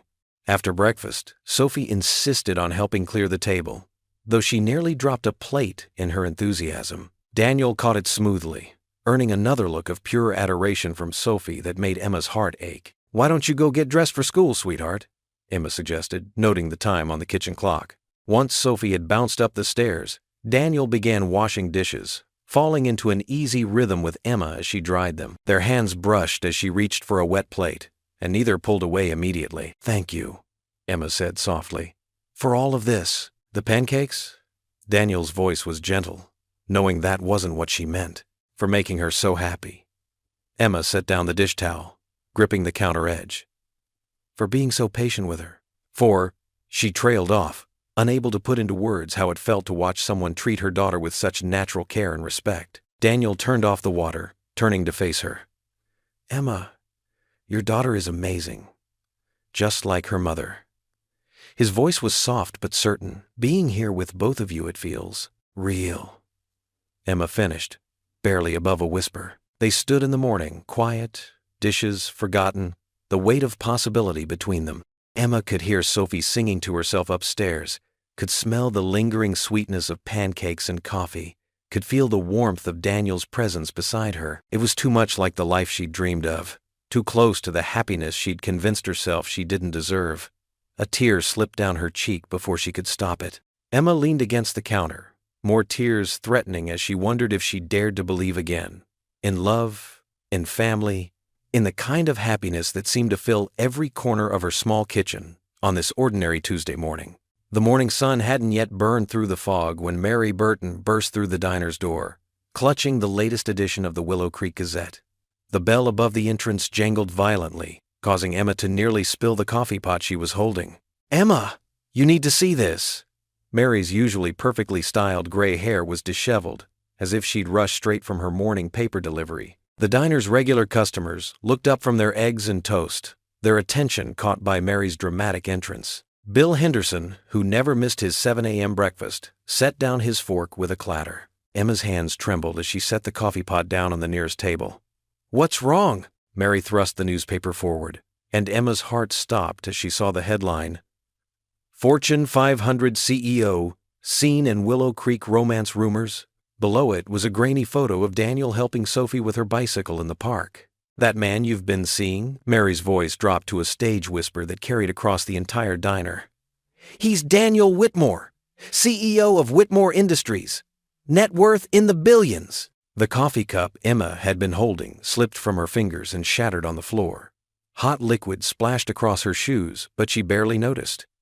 Her eyes were fixed on the article, scanning words that made her stomach churn. Sources say the reclusive CEO has been spotted in the small Midwest town, seemingly involved with a local waitress. Speculations about a PR stunt. The diner erupted in whispers. Emma felt dozens of eyes on her as she bent to clean up the broken cup, her cheeks burning.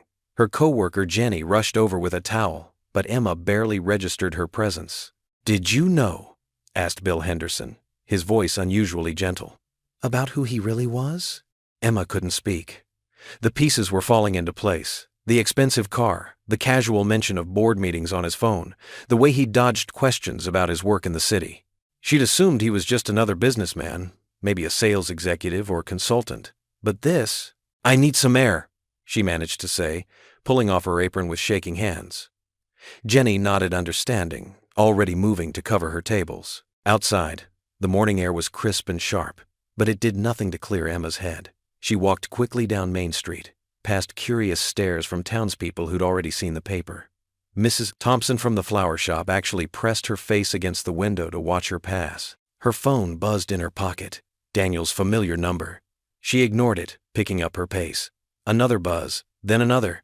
Finally, she looked at the messages. "Emma, please let me explain. I wanted to tell you myself. It wasn't supposed to come out like this." She turned off her phone and headed for the garage where she worked part-time. But even there, she couldn't escape. The newspaper lay open on the break room table, and conversation stopped dead when she walked in. "Take the day," her boss Mike said quietly. "We've got it covered here." Emma nodded gratefully and turned around, only to find Daniel standing in the doorway. He was wearing one of his casual sweaters, the kind she now realized probably cost more than her monthly rent, and his face was etched with concern. "Can we talk?" he asked softly. She brushed past him, walking toward the empty lot behind the garage. He followed, maintaining a respectful distance until they were out of earshot of anyone else. "Emma, I don't." She whirled to face him, her voice shaking. "Were you ever going to tell me? Or was this all just some kind of experiment? Slumming it in a small town? Playing house with the widow and her daughter?" Daniel's face creased with pain. "It wasn't like that. None of this was planned. I came here trying to escape all that corporate chaos, and then I met you." "And decided to lie to me?" Emma's voice rose. "Do you know what this will do to Sophie? She's already so attached to you. And now everyone in town is talking about how we're your charity case, your PR stunt." "You're not a charity case." Daniel stepped forward, but Emma backed away. "Everything between us has been real. I wanted you to know me as myself, not as some corporate figure in the news." "Myself?" Emma laughed bitterly. "We don't even know who you are. The man who fixes Sophie's bike and makes pancakes in my kitchen, or the billionaire CEO who probably has board meetings to attend. They're both me," Daniel said quietly. "But the man who's here with you and Sophie, that's who I want to be. The rest, it's just a job." "Just a job?" Emma's voice cracked. "Your company is worth billions. You have shareholders and responsibilities and a whole other life I know nothing about. How could you let us get close to you, let Sophie start hoping for a father without being honest about any of that?" Daniel ran a hand through his hair, his composed facade cracking. "Because for the first time in years, I felt real. With you and Sophie, I'm not just a signature on corporate documents or a face in the financial news. I'm just me." "But that's not just you, is it?" Emma gestured at the newspaper she still clutched. "This is who you are too. And you let me look like a fool, telling you about my struggles with bills and work, while you probably spend more on one suit than I make in a month." "Emma, please, no." She held up her hand, tears threatening to spill. "You don't get to explain this away. You had so many chances to tell me the truth. Instead, you let me fall for someone who doesn't really exist. And worse, you let Sophie believe in another father figure who's going to disappear." The pain in Daniel's eyes was raw and real, but Emma couldn't let herself be swayed by it. Not now. Not when her daughter's heart was on the line. "I trusted you," she whispered, her voice breaking. "We both did."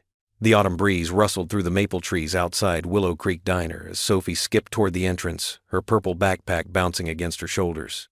She'd begged Emma to let her walk from school by herself today, promising to go straight to the diner. "I'm 8 now, Mommy," she'd insisted that morning. "I can do it." But just before reaching for the door handle, Sophie froze. Through the glass, she could see a cluster of townspeople huddled around a newspaper, their voices carrying through the partially open window. "Did you see this?" Mrs. Peterson's voice drifted out. "Daniel Whitmore, CEO of Whitmore Industries, worth millions." "I knew something was off about him," Mr. Henderson replied, shaking his head. "A man like that doesn't just show up in Willow Creek for no reason." Sophie's small hand remained suspended in mid-reach as Mrs. Burton's voice chimed in. "A man like him would never stay here. He's probably just playing small-town tourist until he gets bored." The words hit Sophie like a physical blow.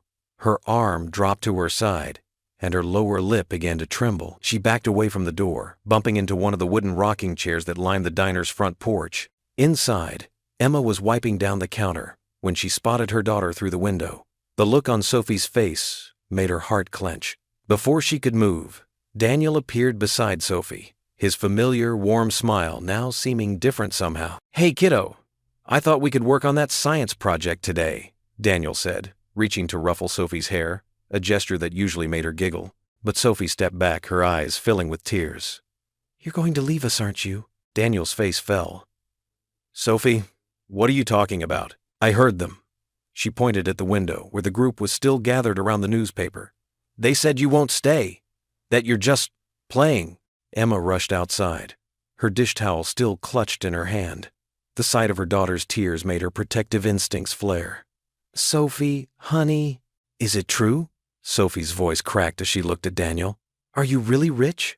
Are you going to go away like Daddy did?" The silence that followed felt endless. Daniel knelt down to Sophie's level, but she backed away again, bumping into Emma's legs. "Sophie, please." Daniel reached out, but Sophie turned and buried her face in Emma's apron. Emma's arms wrapped protectively around her daughter. The trust they'd built over these past weeks felt like it was crumbling beneath her feet. "Daniel, I think you should explain yourself." He stood slowly, running a hand through his hair. "I should have told you everything sooner. Yes, I'm the CEO of Whitmore Industries, but that's not who I really am. Not anymore." "Then who are you?" Emma's voice was tight with emotion. "Because from where I'm standing, you've been lying to us since the day we met." "I never lied," Daniel protested.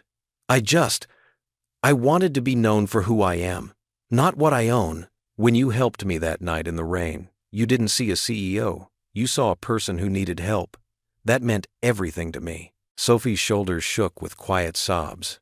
Emma could feel her daughter's tears soaking through her apron, each one like a knife to her heart. "Do you know what it's like?" Emma's voice trembled. "To watch your child hope again, only to have that hope crushed. To finally let your own walls down, thinking maybe, just maybe, something real was possible." Daniel stepped forward, his eyes pleading. "Emma, please. What I feel for both of you is real. More real than anything in my life." "But you let us believe in a fantasy," Emma said, her tone hardening. "You let Sophie believe in a fantasy. We thought you were just Daniel, someone who might actually fit into our world." But you're not, are you? You have board meetings and corporate jets and a whole other life waiting for you. I don't want that life anymore, Daniel insisted. These past weeks here with you and Sophie, this is what I want. But Emma could feel Sophie trembling against her, could hear the whispers from inside the diner growing louder. The fantasy was shattering, and she needed to protect her daughter's heart and her own before it was too late. Go back to your world, Daniel, Emma said, her voice firm despite the pain in her chest. We don't belong in it, and you don't belong in ours. We were just a small-town escape for you. Nothing more. Emma, no, please. She cut him off, holding Sophie tighter. Just go. Daniel stood there for a long moment, his face a mask of anguish. Finally, he reached into his pocket and pulled out a small, wrapped package. Sophie's birthday present for next week. He placed it carefully on the porch railing. I'm sorry, he whispered, then turned and walked to his car. Emma watched him drive away, holding herself together until his car disappeared around the corner. Only then did she let her own tears fall. Come on, sweetheart, she said softly to Sophie. Let's go home. At home, Sophie ran straight to her room, her sobs echoing through their small house. Emma stood in the hallway, listening to her daughter's heartbreak, feeling powerless to fix it. Through Sophie's door, she could hear her daughter's muffled voice repeating the same words over and over. He promised he wouldn't leave. He promised. Emma leaned against the wall, sliding down until she sat on the floor outside Sophie's room. She pulled her knees to her chest, remembering all the small moments. Daniel's laughter in their kitchen, his patient help with Sophie's homework, the way he looked at her during their dance at the festival. She'd let herself believe in those moments, and now they felt like photographs burning at the edges, turning to ash. The sound of Sophie's crying was a painful reminder of why she'd built those walls around her heart in the first place. She'd been right all along. Some differences were too big to bridge, some worlds too far apart to merge. But knowing she was right didn't make it hurt any less. The morning sun cast long shadows across the diner's worn linoleum floor as Emma wiped down tables, her movements mechanical and tired. 3 days had passed since Daniel left, but his absence felt like a gaping hole in their lives. The breakfast rush hadn't started yet, leaving the diner eerily quiet except for the soft clink of coffee cups and the hum of the ancient refrigerator. "Order up," called Jerry from the kitchen, sliding a plate of eggs across the counter. Emma grabbed it without enthusiasm, delivering it to old Mr. Thompson, who sat in his usual corner booth. He looked up at her with concerned eyes. "You doing okay, Emma?" he asked softly. "Haven't seen that smile of yours lately." Emma forced her lips to curve upward. "Just tired, Mr. Thompson. Nothing some coffee won't fix." But it wasn't tiredness weighing her down. It was the hollow feeling in her chest, the one that grew bigger every time she glanced at the booth where Daniel used to sit. The empty space seemed to mock her, reminding her of all the mornings he'd appeared with 2 cups of premium coffee, one for her, one for himself. The bell above the door chimed, and Emma's heart stuttered before she could stop it. But it was just Mrs. Peterson coming in for her morning tea. Of course it was. Daniel wouldn't be coming back. The morning dragged into afternoon. Emma's shift at the diner ended, and she headed to the garage for her second job. The familiar smell of oil and metal greeted her. But even here, memories of Daniel lingered. She could still picture him standing by her toolbox, pretending to need help with his car just to spend more time with her. Bunch of spark plug orders came in. Bob, the head mechanic, called out, "Could use your help sorting them." Emma nodded, grateful for the distraction. She buried herself in work, trying to ignore how the garage felt colder without Daniel's surprise visits and warm smile. At 3 o'clock, she checked her phone. No messages from Sophie. Her daughter usually texted after school, but lately, the phone had remained silent. Emma's stomach twisted with worry. When she got home that evening, she found Sophie already in her room, the door closed. Dinner was a quiet affair. Just the 2 of them at their small kitchen table, the third chair now painfully empty. Sophie pushed her mac and cheese around her plate, barely eating. "How was school today, sweetie?" Emma tried, her voice too bright. Sophie shrugged, not looking up. "Fine. Did you finish that science project? The one about—" Emma stopped herself before mentioning how Daniel had helped Sophie start it, showing her how to make a proper hypothesis. "I don't want to do it anymore," Sophie mumbled, pushing her plate away. "Can I go to my room?" Emma watched her daughter shuffle away, shoulders slumped. Sophie had always been such a chatterbox, filling their evenings with stories and questions. Now, silence filled their home like an unwelcome guest. The dishes didn't take long with just 2 plates to wash. Emma stood at the sink longer than necessary, staring out the window at their small backyard. The pumpkins they'd carved with Daniel still sat on the back steps, slowly beginning to cave in on themselves. She should throw them out. She should remove every trace of him, make it easier for Sophie to forget. But she couldn't bring herself to do it, just like she couldn't delete the photos on her phone or throw away the mechanic's manual he'd given her. Later that evening, Emma sat alone on the couch, pretending to watch TV while actually listening to the silence from Sophie's room. No giggling, no singing, no sound of her playing with her toys. The house felt wrong without Sophie's joy filling it. At bedtime, Emma knocked softly on Sophie's door. "Time for bed, sweetie." No answer. She opened the door slowly. Sophie lay curled up on her bed, still fully dressed, clutching the science fair ribbon Daniel had helped her win last month. "Sophie, you need to change into your pajamas." Sophie didn't move. Emma sat on the edge of the bed, reaching out to stroke her daughter's hair. That's when she noticed Sophie's shoulders shaking slightly, heard the muffled sobs she was trying to hide in her pillow. "Oh, baby," Emma whispered, her heart cracking. Sophie turned her tear-stained face toward her mother. "Why doesn't he want to be my daddy anymore?" she asked, her voice small and broken. "Did I do something wrong?" Emma gathered her daughter into her arms, fighting back her own tears. Sophie buried her face in Emma's shirt, her small body shaking with sobs. "No, sweetheart, you didn't do anything wrong," Emma managed to say, her throat tight. Sometimes grown-ups make choices that hurt people they care about, but it's never your fault." "But he promised," Sophie hiccuped between sobs. "He promised he wouldn't leave us." Emma held her daughter tighter, rocking her gently like she used to when Sophie was smaller. She had no words to make this better, no way to explain why people sometimes walked away, why promises got broken. She'd thought she was protecting Sophie by pushing Daniel away first, but seeing her daughter's pain now, she wondered if she'd made everything worse. Sophie's sobs gradually quieted to sniffles, but she kept clutching Emma's shirt. "I miss him, Mommy," she whispered.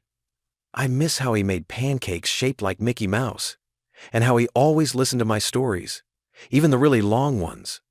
I miss how he made you smile." Emma's heart shattered completely at those words. She hadn't realized how much Sophie had noticed, how deeply she'd wanted them to be a family. "I know, baby," she whispered, kissing the top of Sophie's head. "I miss him too." They sat there in the growing darkness, holding each other, while outside their window, fallen leaves skittered across the empty driveway where Daniel's car used to park. The space he'd left in their lives felt vast and cold, like winter arriving too soon. Daniel stood at the floor-to-ceiling windows of his penthouse apartment, 40 stories above the bustling city streets. The setting sun painted the glass and steel skyline in shades of orange and gold, but he saw none of its beauty. His reflection stared back at him.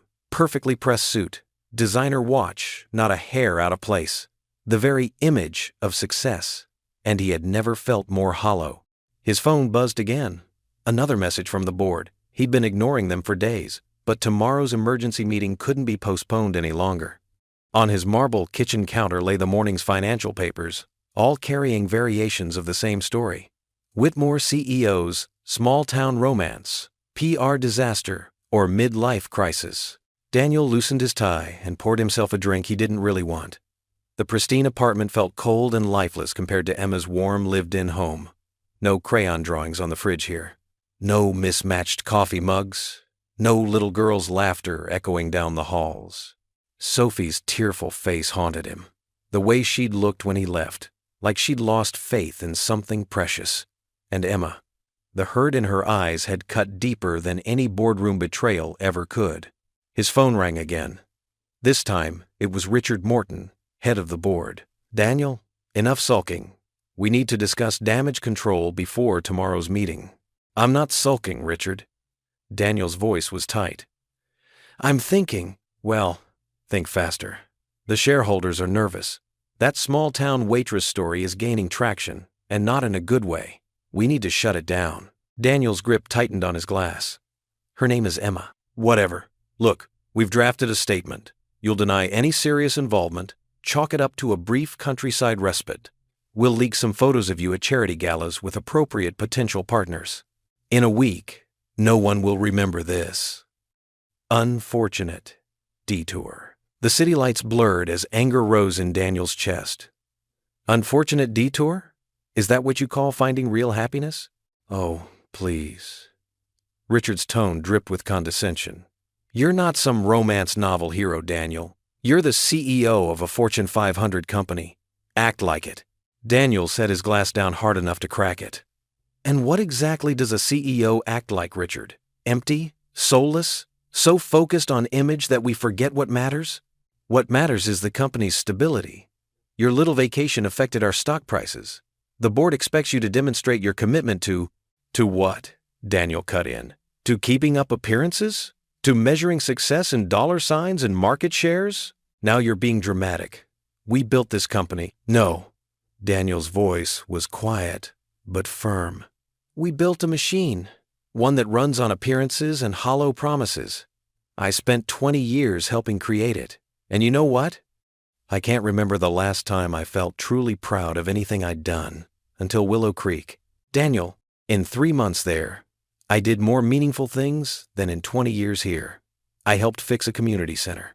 I taught an 8-year-old girl how to build a science project. I learned what it means to be part of something real. If this is about some misguided quest for authenticity, it's about choosing to be the man I want to be, not the one our PR team invented. Daniel walked to his desk and pulled out a folder he prepared days ago, just waiting for the courage to use it. I'm emailing you my resignation letter now. Dead silence on the other end. Then, you can't be serious. I've never been more serious. Daniel hit send. Effective immediately. I'm choosing real love and a real life, Richard. The company's all yours. You're throwing away everything we built. Over some small town. Daniel ended the call. His hands were shaking, but for the first time in days, he felt like he could breathe. He walked to his bedroom and pulled out a suitcase. Not one of his expensive sets, but a simple carry-on he'd bought in Willow Creek. As he packed, his phone exploded with messages and calls. Board members, lawyers, PR teams, all demanding explanations, threatening consequences. He ignored them all. Instead, he carefully folded the sweater he'd worn while carving pumpkins with Sophie. The jeans he'd had on when Emma taught him how to change oil. The plain white shirt from their dance under the festival lights. Each item held a memory of real joy, real connection, things his expensive suits had never given him. He paused at his closet full of designer clothes and pristine shoes, at his safe containing stock certificates and gold watches, at all the trappings of success he'd accumulated over 2 decades. None of it mattered. With steady hands, he zipped up his small suitcase. On his desk, he left his company credit cards, keys to the corporate jet, and his building access pass. 20 years of his life, condensed into a handful of plastic and metal he no longer needed. Snow drifted lazily past the frosted windows of Emma's small house on Cedar Street. Inside, the living room glowed with the warm light of a single lamp, casting long shadows across the worn carpet. Emma stood on tiptoe, stretching to hang a faded red glass ball near the top of their modest pine tree. The ornament had belonged to her mother, one of the few precious heirlooms she still possessed. Sophie sat cross-legged on the floor, methodically unfolding the cardboard box that held their Christmas decorations. Her usual bouncing energy was subdued, her small fingers moving slowly through tissue paper as she unwrapped each handmade ornament. Construction paper, angels with glitter wings, popsicle stick, snowflakes. A salt dough star Sophie had made in kindergarten, painted in wobbly silver strokes. "Remember when you made this one, sweetie?" Emma held up a pine cone decorated with bits of ribbon, trying to inject some cheer into her voice. "You were so proud of your first Christmas craft." Sophie nodded without looking up. "That was before," she said quietly. Emma's heart clenched. Before Daniel. Before they'd let themselves believe in something more than just getting by. Before they dared to hope for a real family. "Here's the paper chain we made last year," Emma said, pulling out a long string of red and green loops. Some of the edges were frayed, the tape beginning to yellow. "Want to help me put it on?" Sophie shrugged, but stood up to hold one end while Emma wrapped it around the tree. They worked in silence, The only sound, the soft scratch of branches against the wall and the distant howl of winter wind. The tree was small enough that decorating shouldn't have taken long, but they moved slowly, each lost in their own thoughts. Emma found herself pausing often, running her fingers over each ornament before hanging it. Here was the clay handprint Sophie had made in first grade.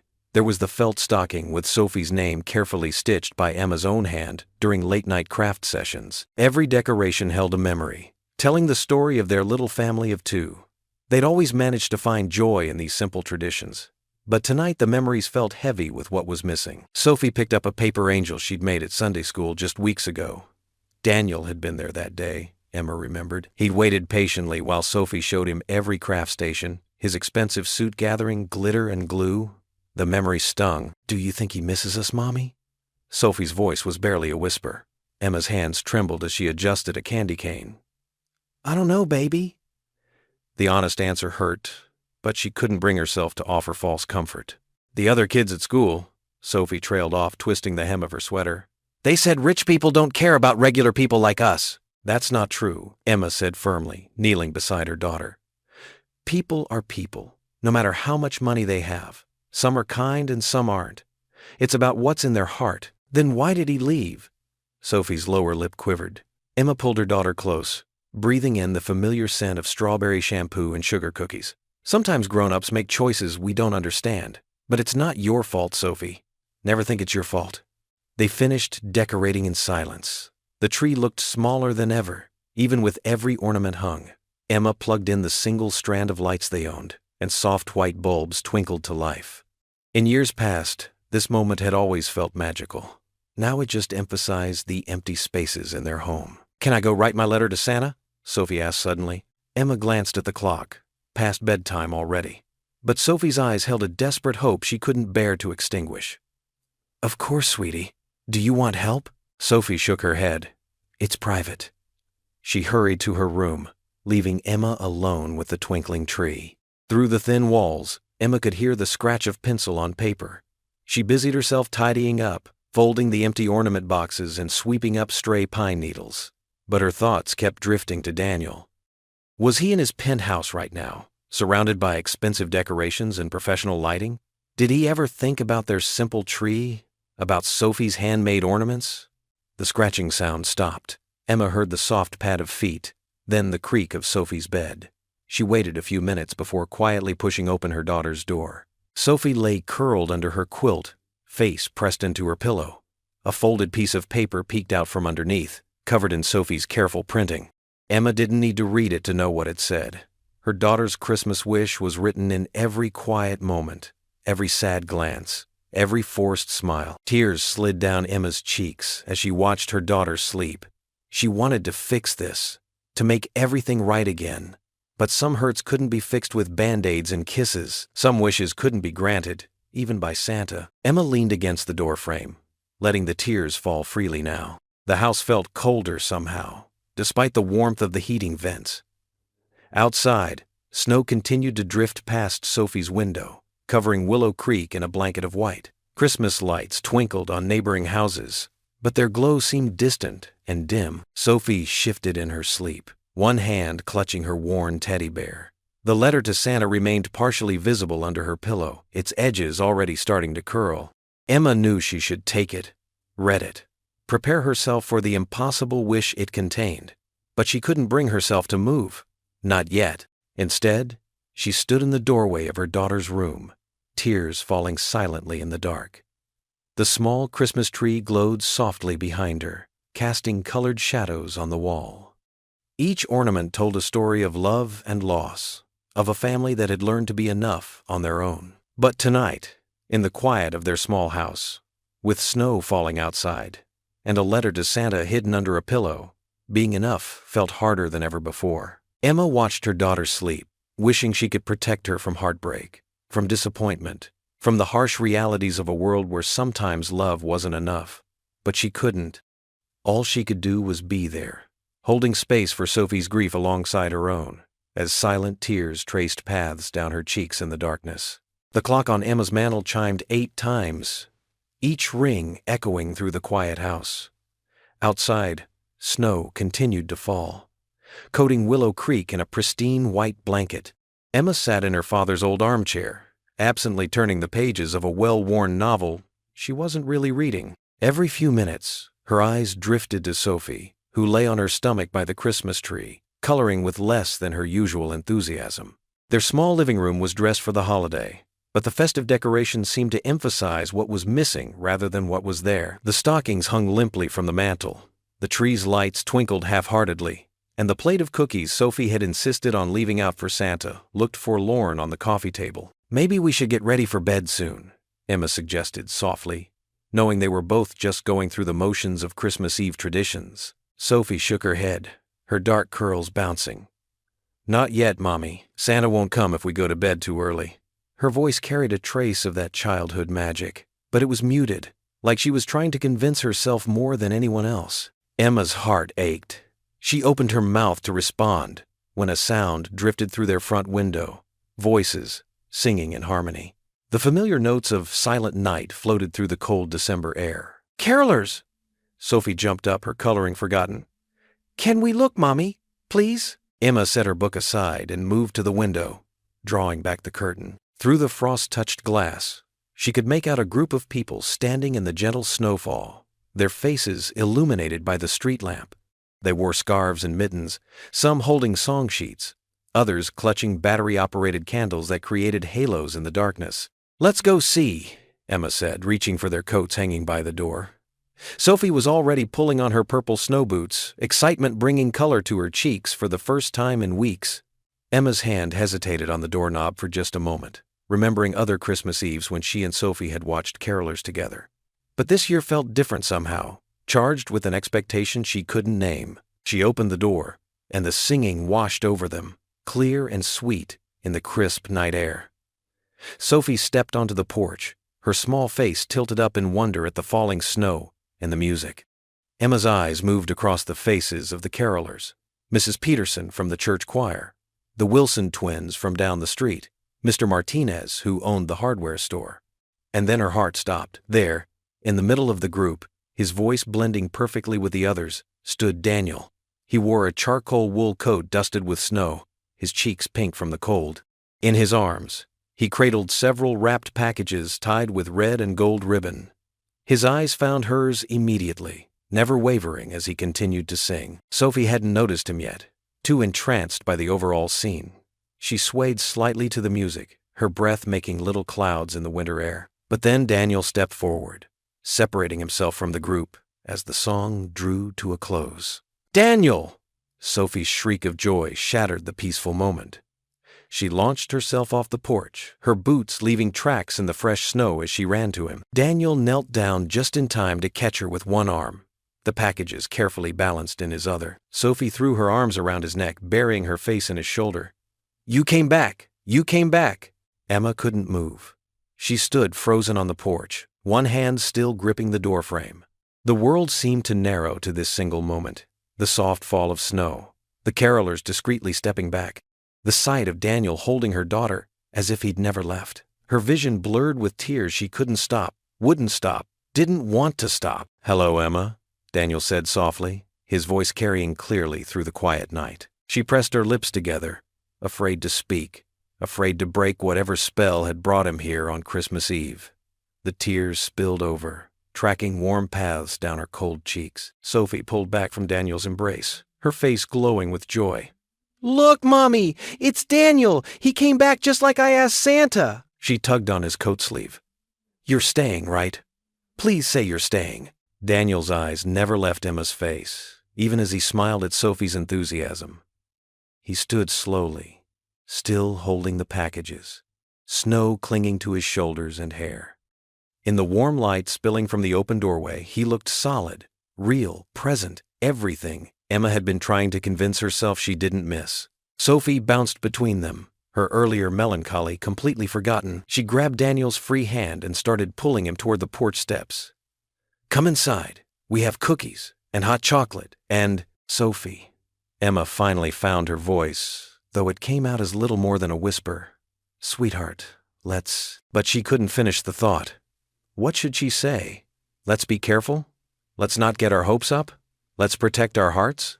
All the walls she'd built, all the careful distance she'd maintained, seemed to crumble in the face of Daniel standing there in the snow, looking at her like she was everything he'd been searching for. The carolers began another song, "O Holy Night," rising sweetly into the darkness. Sophie still held Daniel's hand, her small fingers gripping tightly as if afraid he might disappear. And Emma stood on her porch, tears falling freely now, not daring to believe this was real, not daring to believe this wasn't just another dream she'd wake up from, alone and aching. "Mommy?" Sophie's voice was tentative now, picking up on her mother's emotion. "Aren't you happy Daniel's here?" A sob caught in Emma's throat as she looked at her daughter's hopeful face, at Daniel's steady gaze, at the life she'd been too afraid to reach for standing right in front of her on this snowy Christmas Eve. Sophie broke away from Daniel and ran to her mother, wrapping her arms around Emma's waist. "Don't cry, Mommy. Santa brought him back to us. He heard my letter." Daniel stepped into the warm living room, snow melting from his coat and boots. His arms were laden with carefully wrapped presents, and his eyes never left Emma's face as he entered. Sophie bounced excitedly around him, her earlier sadness forgotten in the magic of the moment. "I hope it's okay that I'm here," Daniel said softly, his voice rough with emotion. "I couldn't stay away. Not from my family." Emma's hands trembled as she stood frozen by the armchair. Her heart raced, torn between the urge to run to him and the fear of being hurt again. Sophie had no such reservations, tugging at Daniel's coat sleeve. "Are those presents?" she asked, eyes wide with wonder. Daniel chuckled, setting down the packages. "They are. And this big one." He pulled forward a large box wrapped in sparkly red paper. "This is for you, Sophie." Sophie's gasp filled the room as she tore into the wrapping paper. Emma watched, her hand pressed to her mouth, as her daughter revealed a gleaming blue bicycle. Exactly the one she'd circled in every catalog and wished for on every star. "It's just like I asked Santa for," Sophie squealed, running her small hands over the handlebars in awe. "Look, Mommy. Look at the basket and the bell. I remember you telling me about wanting to ride bikes together," Daniel said gently. "I thought maybe, if you both want, we could do that in the spring." Emma couldn't speak, watching as Sophie hugged Daniel's legs tight. He knelt down to return the embrace properly, and Emma saw tears in his eyes as he held her daughter. "There's something else," Daniel said, reaching into his coat pocket. He withdrew a small velvet box and held it out to Emma. "This one's for you." With shaking fingers, Emma opened the box. Inside lay a delicate silver locket, its surface catching the Christmas tree lights. When she clicked it open, her breath caught.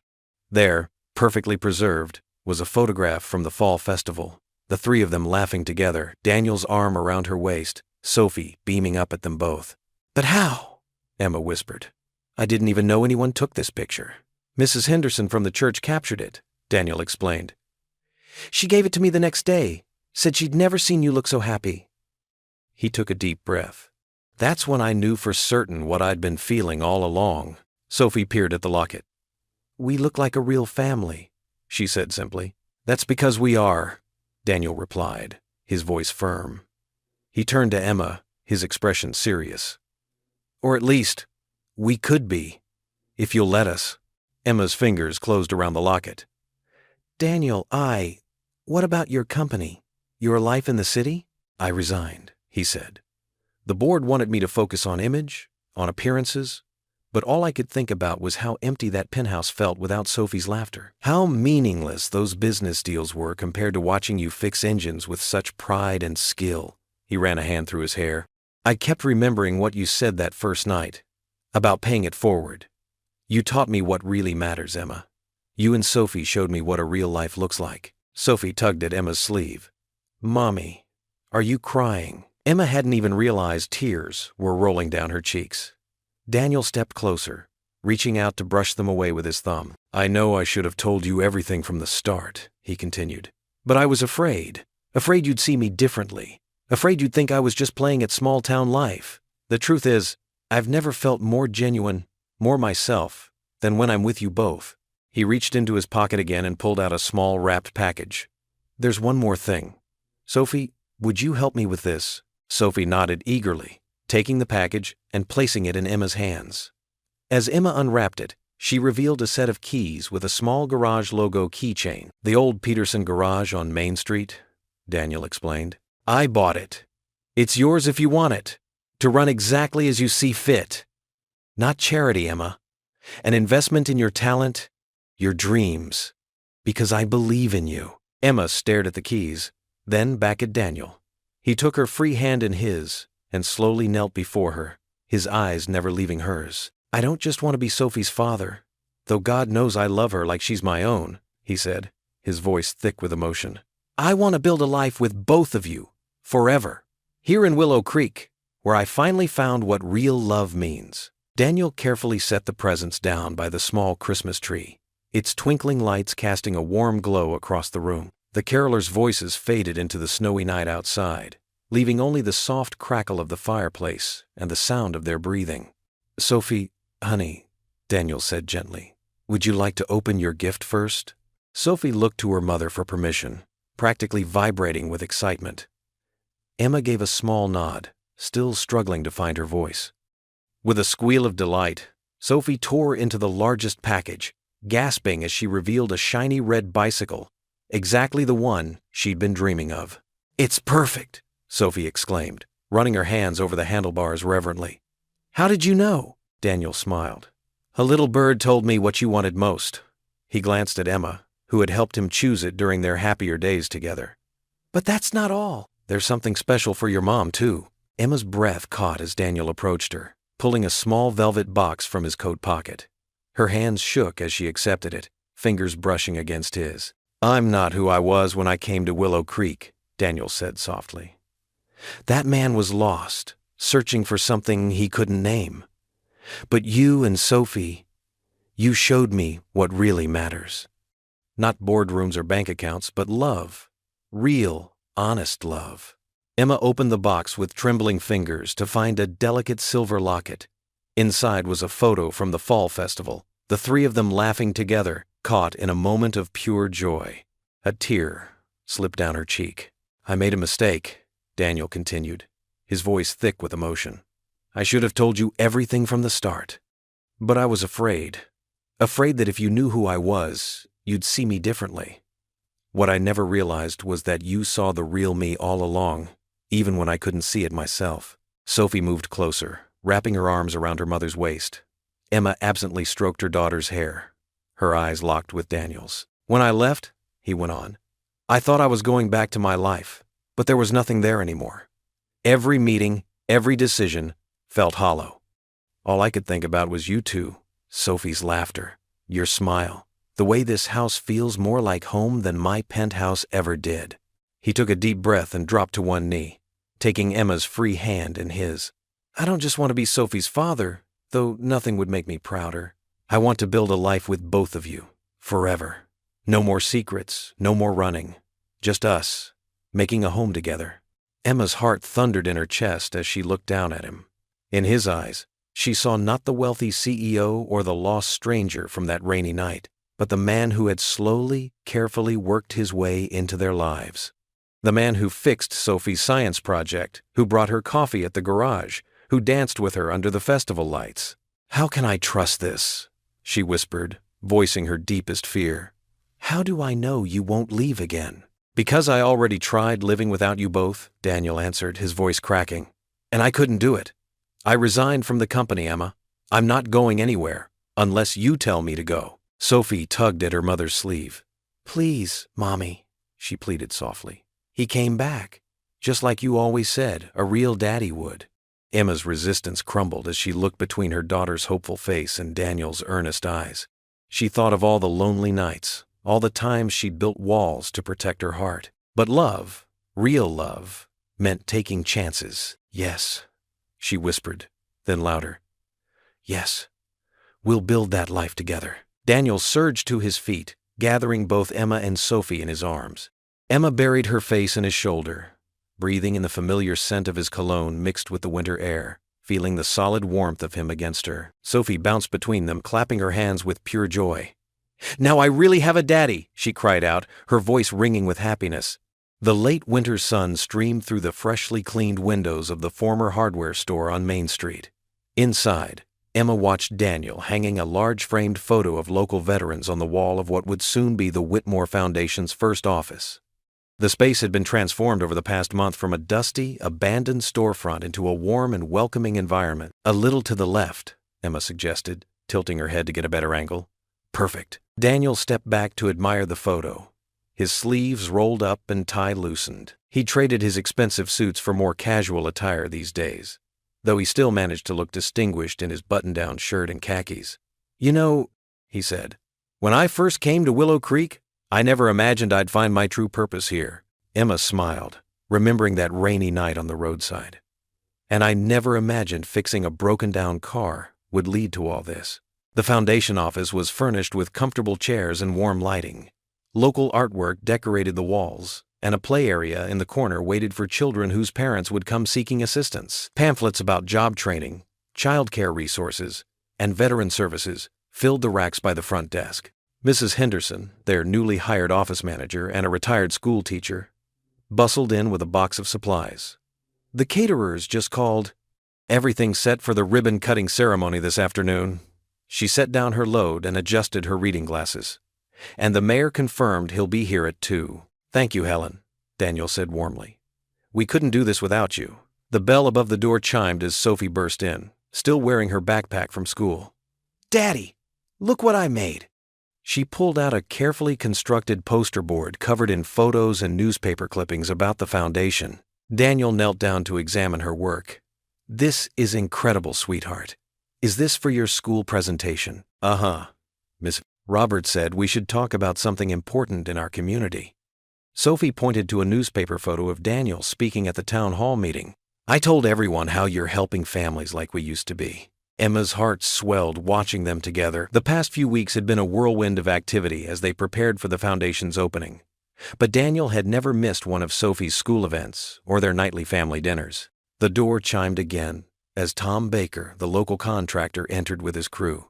"We're here to set up the podium and chairs for the ceremony," he announced.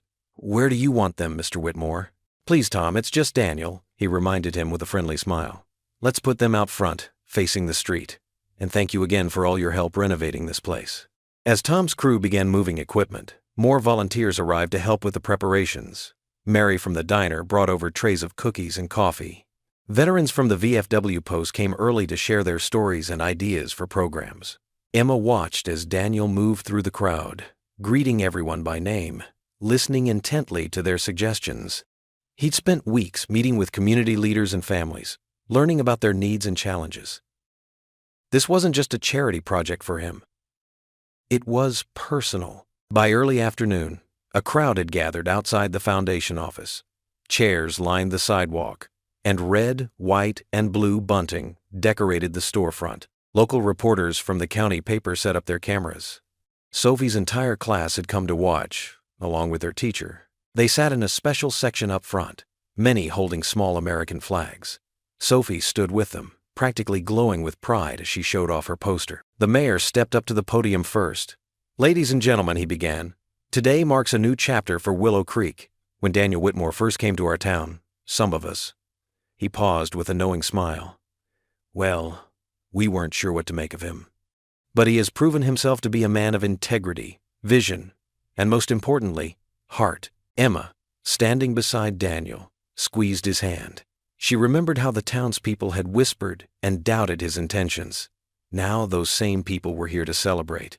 After the mayor's introduction, Daniel approached the podium. He looked out at the gathered crowd, not with the polished confidence of a CEO, but with the genuine warmth of a neighbor and friend. "This foundation," he said, "isn't about me. It's about our community, about helping each other, just as this town helped me find what was missing in my life." He smiled at Emma and Sophie. "Someone very wise once told me to pay it forward. That's what we're doing here today." Sophie's class started clapping first, then the whole crowd joined in.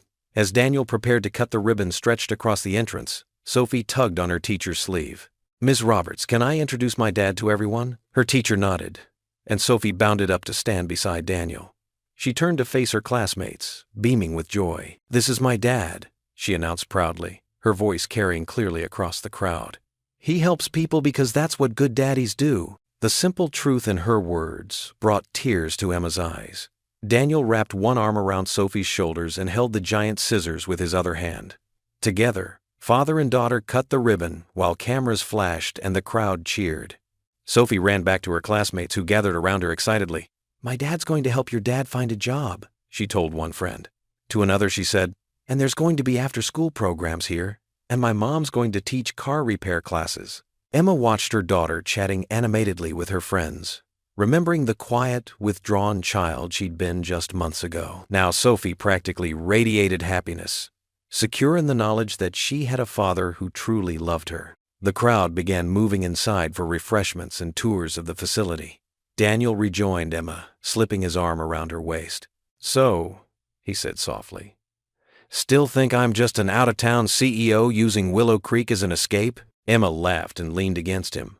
"No," she replied. "You're just the man who stopped on the right road at the right time." They watched as Sophie proudly showed her classmates around the foundation office, pointing out the children's area and the wall of veteran photos. "And this is where my dad works now," she told them. "He used to work in a big city, but he says this is much better because he gets to help people and be with us." The spring breeze carried the scent of fresh-cut grass and blooming dogwoods through the open garage doors. Emma stood bent over the engine of Mrs. Peterson's ancient Buick, her capable hands working with practiced ease. The newly painted sign above the entrance read, "Lawson Family Auto Repair." Its bright letters catching the morning sunlight. Sophie sat cross-legged on a weathered wooden bench just outside, her schoolbook spread around her as she worked on her math homework. Every few minutes, she'd look up to wave at passing neighbors who honked their horns or called out greetings. The garage had become a gathering spot in Willow Creek, as much a part of the community as the diner or the church. "Mom," Sophie called out, "did you know that if you multiply 7 times 8, it's the same as adding 7 8 times? Emma wiped her hands on a red shop rag and smiled. "Is that right? Sounds like you're getting pretty good at multiplication." "Miss Thompson says I'm the fastest in class now," Sophie beamed, her pencil tapping against her notebook. The familiar rumble of Daniel's truck drew both their attention. He pulled into the parking lot, paper bags from the diner balanced carefully on the passenger seat. As he stepped out, Emma noticed he'd left his suit jacket behind, his shirt sleeves rolled up in concession to the warm weather. He looked more at home here than he ever had in a boardroom. "I thought my favorite mechanics might be hungry," he called out, lifting the bags. The smell of fresh baked bread and Linda's famous chicken salad wafted across the lot. Sophie jumped up, her math homework forgotten. "Did you get extra pickles?" Daniel finished, pulling out a separate bag. "What kind of daddy would I be if I forgot?" Emma's heart warmed at the easy way he said it now. Daddy. The word that had once caused such pain and worry now felt as natural as breathing. She watched as Sophie took the bag and gave Daniel a quick hug before skipping back to her spot in the sun. Daniel made his way to Emma, greeting her with a soft kiss on the cheek. "How's business?" "Steady," she replied, gesturing to the 3 cars waiting their turn. "Tom's transmission is acting up again, and Sarah needs her brakes checked before her road trip next week." She paused, looking around at her garage. Her garage, with pride. "I never thought I'd have all this." The space had been transformed since Daniel bought it. New equipment lined the walls, proper ventilation had been installed, and there was even a small office where Emma could handle paperwork. But more than the physical improvements, it was the sense of ownership, of building something that was truly hers, that made her heart swell. They settled into their usual lunchtime routine, pulling up chairs near Sophie's bench. The spring sun warmed their faces as they shared sandwiches and stories about their morning. Daniel told them about the latest family the foundation had helped.